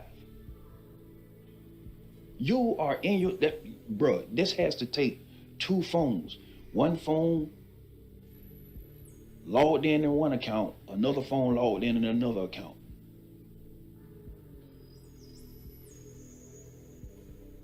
It's not like you're using one phone to record the view and then the other phone to record your face because you're not even in the same area.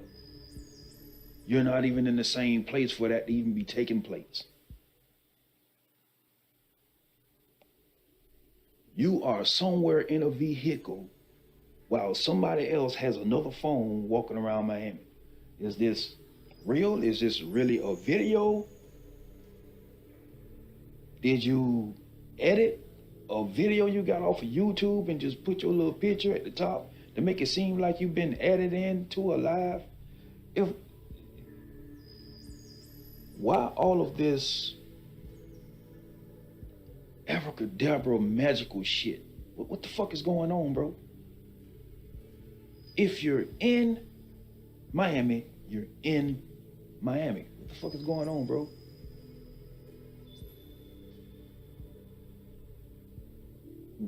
Why do your account has two different activities going on? You need two phones for that, bruh. For you to be doing it by yourself, you need two phones for that. And why would you hand it to somebody else and tell them, okay, granted, you took your chick with you, she got one of your phones, she logged in your account, and you, but who is Shah Jahan? It probably his undercover booty lover. You know what I'm talking about? We're gonna get to that. So far, this is some suspicious shit, right? Can we agree? So far, this is some suspicious shit.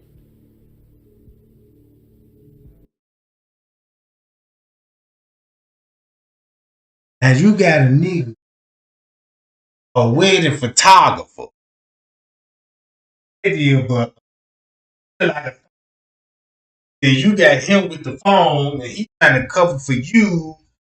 I'm quite sure this nigga here. Wait till you go into deep into the. See what I'm saying, man? Ain't they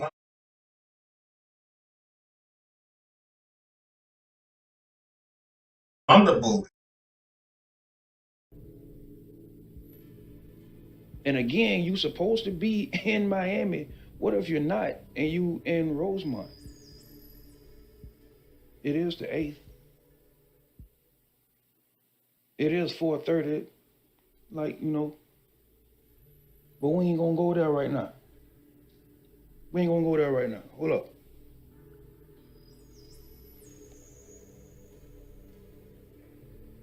Hold up. Because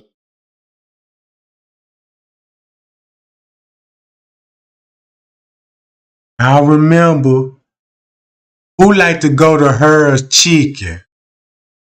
King Rob.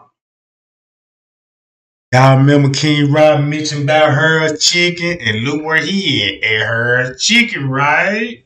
It's on the 19th. It's on the 19th, right? Nigga chicken case is hot by this time. See what I'm saying? Rob look where he just a man all the chicken. Earl Chicken, Douglas Park. Like you came from Miami on the 10th. Look, you was in downtown Miami on the 10th. Got on the airport. Is headed to Chicago on the headed there. Uptown 13th. I guess he flied out Made it home.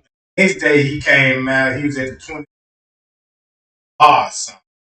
Then he went to Dudley Park and all this. And it's just so much that he got going on. You stayed in Miami until the 10th. Chicago O'Hare. You went to Miami on the 8th, still in Miami on the 9th, still in Miami on the 10th.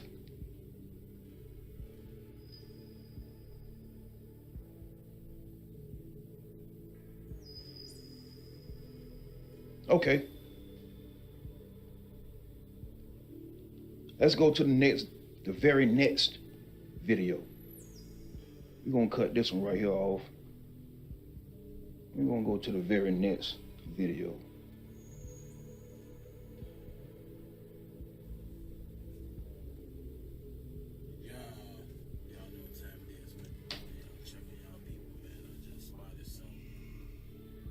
What time is this? This is September the 8th at 8:22 p.m. Was he? Hold up. Hold up. Let's go back to this video. Go back to when he was live.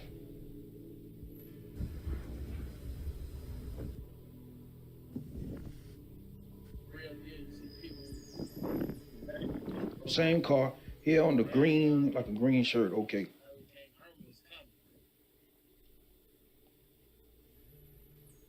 Might not be the same car.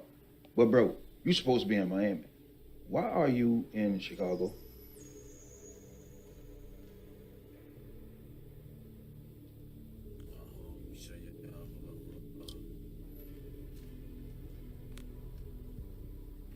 Bro, why the hell are you still in Chicago? You supposed to be in Miami. What the fuck going on? Oh, that ain't even the juicy part, man. That ain't even the juicy part. Hold up. Oh, okay. All right, you might have did fly back from four. Hold on. What time you went to Miami? You went to Miami. This was at 3. This was at 4 p.m. This is at 3 in the morning. This is at 4 p.m. This is at 8. Bro, you ain't going back and forth on no plane, back and forth, Miami, Chicago like that. No.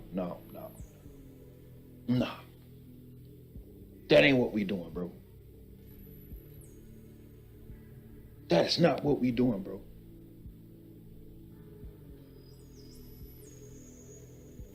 But I haven't even got to the juicy part yet. Hold on. Well, okay.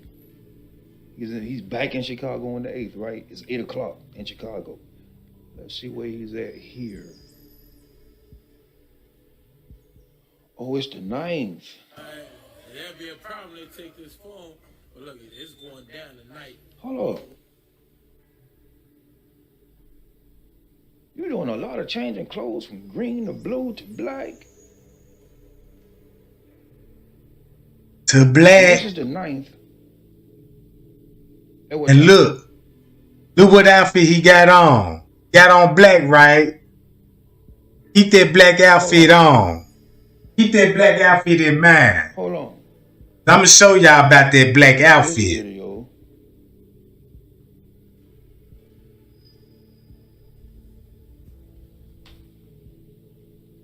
You was back in Chicago,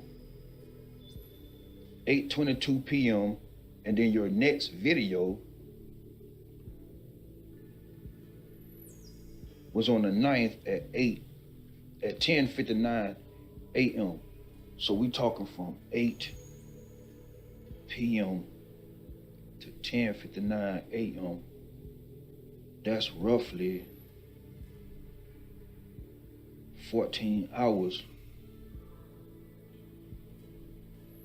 Am I right? From 8 evening to 8 morning is 12 hours, plus 2 more hours. That's 14 hours. I mean, goddamn, I did pass math. That's 14 hours, right? In between videos, 14 hours, right? So we talking from the 8th and the 9th. The 8th at 8 o'clock and the 9th at 10, roughly 11. So we talking roughly 14 hours of. It looked like that means now he was doing something between the hour 8 all the way to.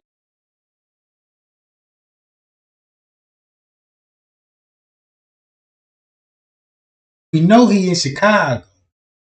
The man, right? Got another phone. You know what I'm saying? So we already know that he trying to cover up from the hour down. That's where the other count come in. Uh-oh. No untrail D-boy of no videos, right? And I want y'all to show, look what outfit he got on. I'm finna show y'all. Look at the outfit he got on. Remember the bird. Remember the face. Remember this face. I'm gonna show y'all where he at. But look. He said, check this out, y'all. They said, he just said, but no, he in Chicago. Hey, where she live? Where she live? No posters, no nothing. The night, not the next morning. And remember this outfit right here, right? And I'm gonna show this to y'all on footage. Let's go back here. Cause he got the same outfit on. Dummy. He got the same outfit on. Matter of fact, let me show it to y'all. Hold on, let me see. Let me show y'all.